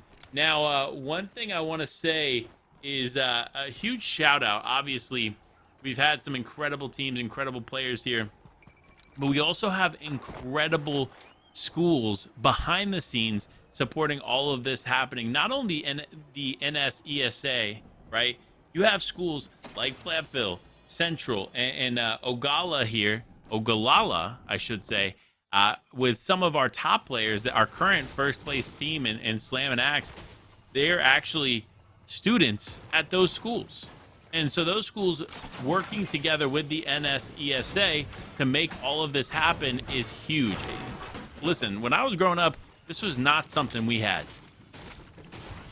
Yeah, and honestly, kind of same to me. This is all fairly new. I believe the NSESA is only about 4 to 5 years old, but the fact that they've gone so far, that they've actually been able to get a very, very good lobby of Fortnite competitors from the 51 schools, and they're able to give them a chance to compete, give them a prize to compete for, and give them this amazing broadcast too from eFuse and from all these players that we have gotten to watch. It's just such an incredible opportunity here, and incredible overall, incredible for all the players, and I hope this will only grow, not only in Nebraska, but everywhere around the United States.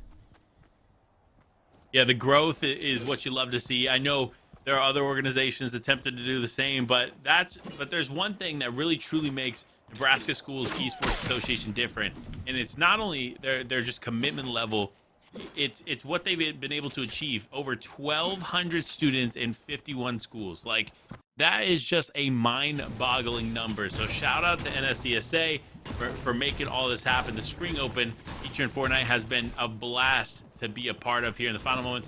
And also, we got to shout out eFuse, right? If you don't know, eFuse is what's been helping NSCSA put all of this on. eFuse is actually a platform where gamers come to meet, compete, and be discovered. eFuse has a large stake in the collegiate esports scene, if you didn't know, with College Call of Duty League. You got College Carball Association. You got the College Carball Association featuring Fortnite, which has been the Collegiate Cup, which was just recently going on there. And I believe, War, you were a part of that as well. Yes, I was, and it was absolutely amazing to see. But what's going to be also amazing is these builds from Losuki out here. Even though his teammate's down, he's trying to keep the dream alive for his team right now. As the player underneath him, he gets a big tag onto. He's going to be able to find the follow-up. No, that's going to be Tylen and Sleek Sheep, by the way, saying we're still in the competition. Do not forget about us, and they want to fight for top 3 overall. Yeah, it's crazy, the teams that are continuing to fight for this final moment, for this final spot here. So much still taking place here, but it's going to be exciting regardless to see. You see the breakdown, you see the distance that these teams, some of these teams have to cover here on the outskirts, right? You see, especially this team south of Daily Bugle. That is quite a distance that they're going to have to start moving, and it looks like there might be 2 teams in the space that they'll have to rotate through. Yeah, it's great that we got to see the map right there, to actually see where these players are rotating. Nobody's really close to each other right now, so it's a lot of sort of playing for the end game. And like we said, this kind of holds for the previous game and this game. The first place team, the one who's been consistently dropping 20 elimination games, is out, so there's nobody to really find those eliminations here. But I Can't Snipe, looking to change that, has the sniper in hand and maybe looking to prove his name wrong. And I don't know, I'm assuming you know, the name I Can't Snipe could just be a bait, because I know a professional player named Bad Sniper, and he can definitely snipe. So I Can't Snipe looking to kind of create some chaos from long range here on top of the IO blimp. You're absolutely correct. Obviously, Bad Sniper being a legend of the space, very much so one of those names that is there to either troll or to mislead, because snipers are in the hands of Bad Sniper, and probably in the hands of I Can't Snipe, are definitely strong. So it's going to be interesting to see him with this sniper in hand now, because we haven't got to see him utilize a sniper too much throughout today's tournament. So it's going to be exciting to see if we can see some shots or at least some eliminations here from I Can't Snipe. Yeah, and he does have the epic variant there, and it's probably going to be one of the strongest weapons in his game. But instead of actually using the sniper, he's maybe looking for a little cheeky place to hide there. But no, maybe he hears that team underneath, going for the sniper shot right here. Can he hit it? Oh, just barely off the edge right here. I swear we're going to see him hit one of these shots one of these times. I'm just waiting for it up on the blimp. When you're on the blimp, you have so many angles out of their team, so many positions to play off of. So I Can't Snipe and Greco here looking to put in as much damage as they can. But we have an interesting fight here. Actually, in zone is going to be Penguin, by the way. He had the floppers to stay up, but unfortunately, they're going to go down all in the back of Mad Dog right now. Mad Dog is very, very low on ammunition, though, and wondering what they can do to actually disrupt this team. Builds might be choppable, but no, they're just going to look to cone up. They're going to look to use the minis, as I believe the player above is going to use a shield keg, and got kind of a stalemate in this fight right here. Yeah, it looks like Mad Dog's going to go for the pad. It's not going to work out. They're going to box him and immediately take him out of this game. So that's going to be it for Mad Dog and co. But Bandit and the Mallory continue pressing forward. Again, another team in one of those top 10 contention spots there for the V-Bucks and for the Glory. So we'll see how this game continues to play out for them. But regardless, here it is. The final moments ensue here. Now, though, Pip Dog Beast, another team that we've seen time and time again step up to the plate. And you gotta love that they're rocking the fish outfit, right? Representing Benji Fishy, if I were to say so, right? Here in this competition. So cool to see them rock the fish. But Pip Dog Beast, not necessarily in the best spot here to take the top 3, unless they start getting very active, which is still very possible. But with Losuki and Saunder in the lobby, it's going to be tough for anybody that comes in their path to be active. I love that strategy. I believe they're out in Shifty Shafts over there, and they found a bottom part of the shaft, spammed metal cones everywhere, and like, okay, you sit in this cone, I'll sit in this cone. If somebody enters in here, you edit your cone, I'll edit my cone, and we can just go like poo poo poo poo poo, and they get instantly eliminated because they're kind of in this like little pit of doom for anybody who walks into it, basically. And if somebody was to walk into that would be a very funny situation. But Losuki also is showing that they have the bush strategies and also the strategies to find these eliminations. Still 10 teams left in this lobby, one of the teams being a solo. That could be AR Saucy in that bush over there. And I think if Losuki and Saunder realize that, they look to push, but no, the bush giving very, very good cover. And I think every player here wants to make their last game count. They want to play for the end game, and they want to have as big of an impact in this competition as they can. Yeah, I mean, look, especially with the top team out and not being able to put any more points on the board, it's their opportunity to shine. This game could be another victory royale there under the belt for them, but it really boils down to what they can accomplish here in the next few moments. But realistically, it looks like Losuki and co, they're kind of playing the edge here, which is a bit risky, especially with teams already established here in the zone, going to try to hold them out. But no, it is Ice and Turnip, one of our more aggressive teams here in this lobby, looking to potentially get in a fight here with Losuki and Saunder. So we could see this unfold in either direction. Regardless, though, both need the points. Yeah, both do need the points, and everybody looking for basically any points they can. So getting the rotation on here is very important. We see Ice and Turnip actually looking to rotate here, but they're going to run into another team. Do they notice? Oh, there it is. The builds come out from Ice, putting up a little bit of space. It's going to be Love and Brew off in the distance, and they're actually looking to push this engagement. They crack Brew's shield right there. They might be able to get a little bit of damage from distance. All it takes is one shot to pick up that elimination. Unfortunately for Brew, he puts up some builds. He creates the space themselves, and you see Ice and Turnip, they get the crack, but then they don't want to risk anything too much, so they're just going to kind of play for endgame here and keep their good position, because they are on the complete dead side of zone, so they can sort of control high ground on this favorable position, which is what they're gonna look to do here.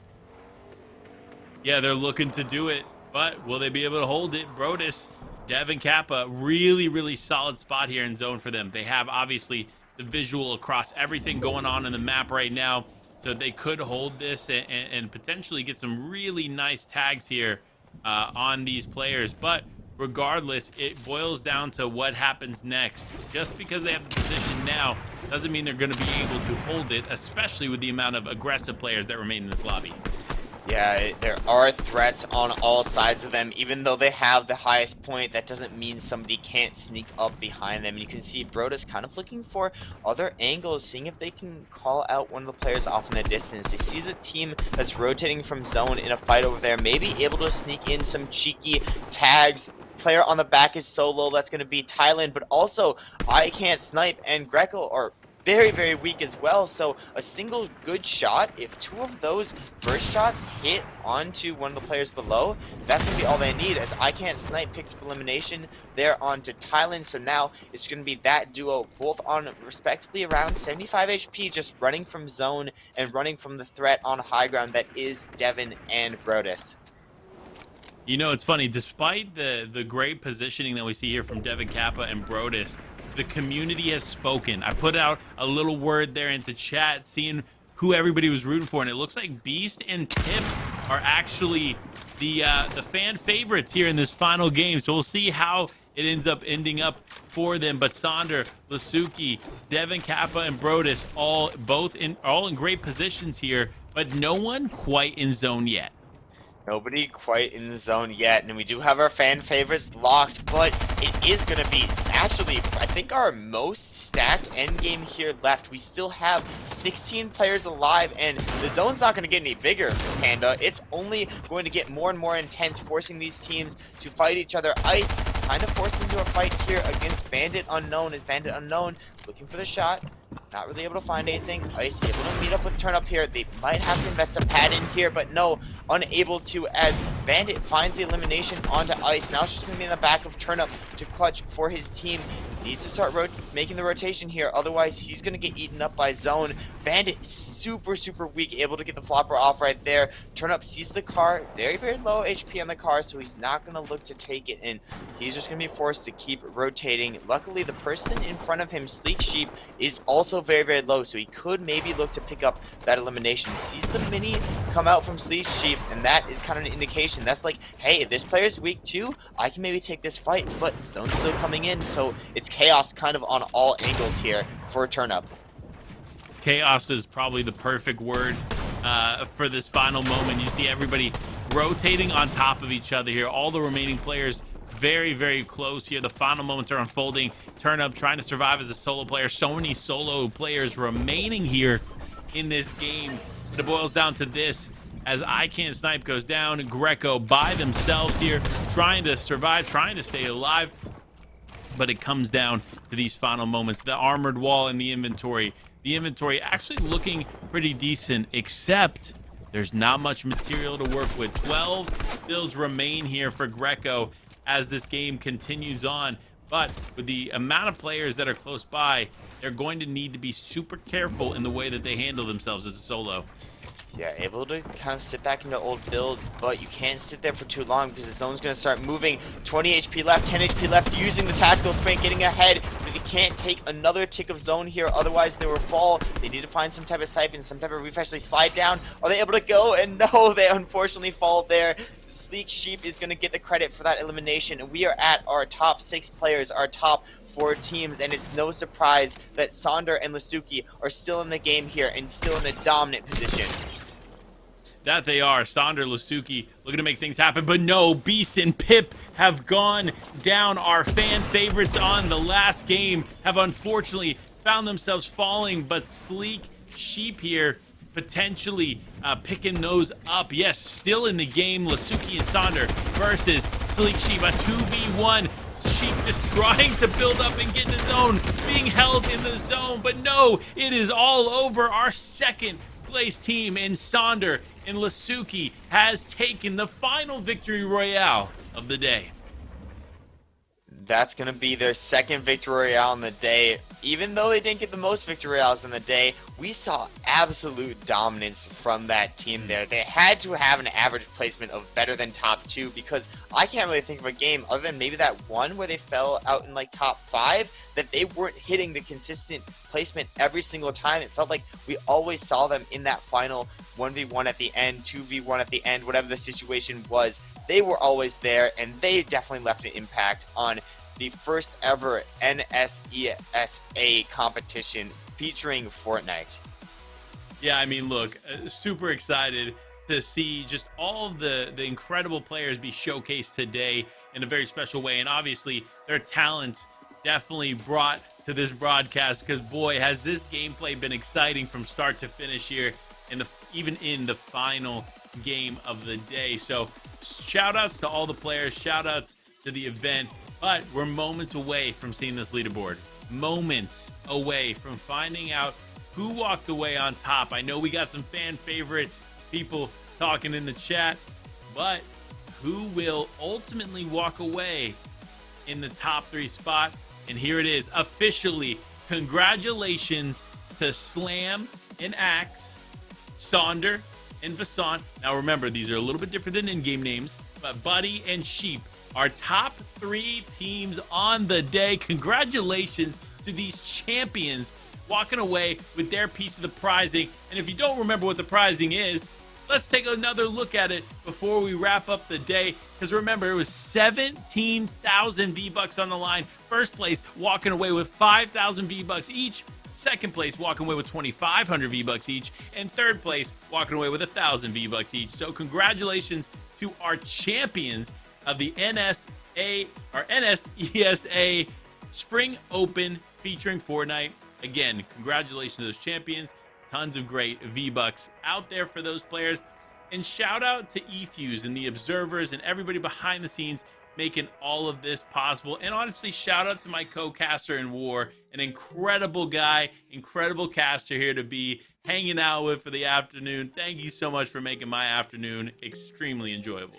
Hey, I gotta say the same to you. If you don't know who this guy is, this is Life with Panda, Life W Panda on basically all your socials, I believe. So gotta shout out my man right there for doing some amazing stuff. But I also gotta shout out the Nebraska Schools Esports Association, because what they do is incredible. I have not seen a single state with a more well-defined place for esports, and the fact that they're giving esports to students who wouldn't be in other sports. They would just be at home playing video games, and that's cool and all, but now they have a place to connect. Now they have a place to find a community, and the fact that teachers are going out of their way to foster this community, the fact that there's now an entire organization that's been going on for years that is able to give these students the space, I gotta say a massive thank you to them. And look out for competitions in the future, because as you may know, Panda, we got a lot more planned for Nsesa.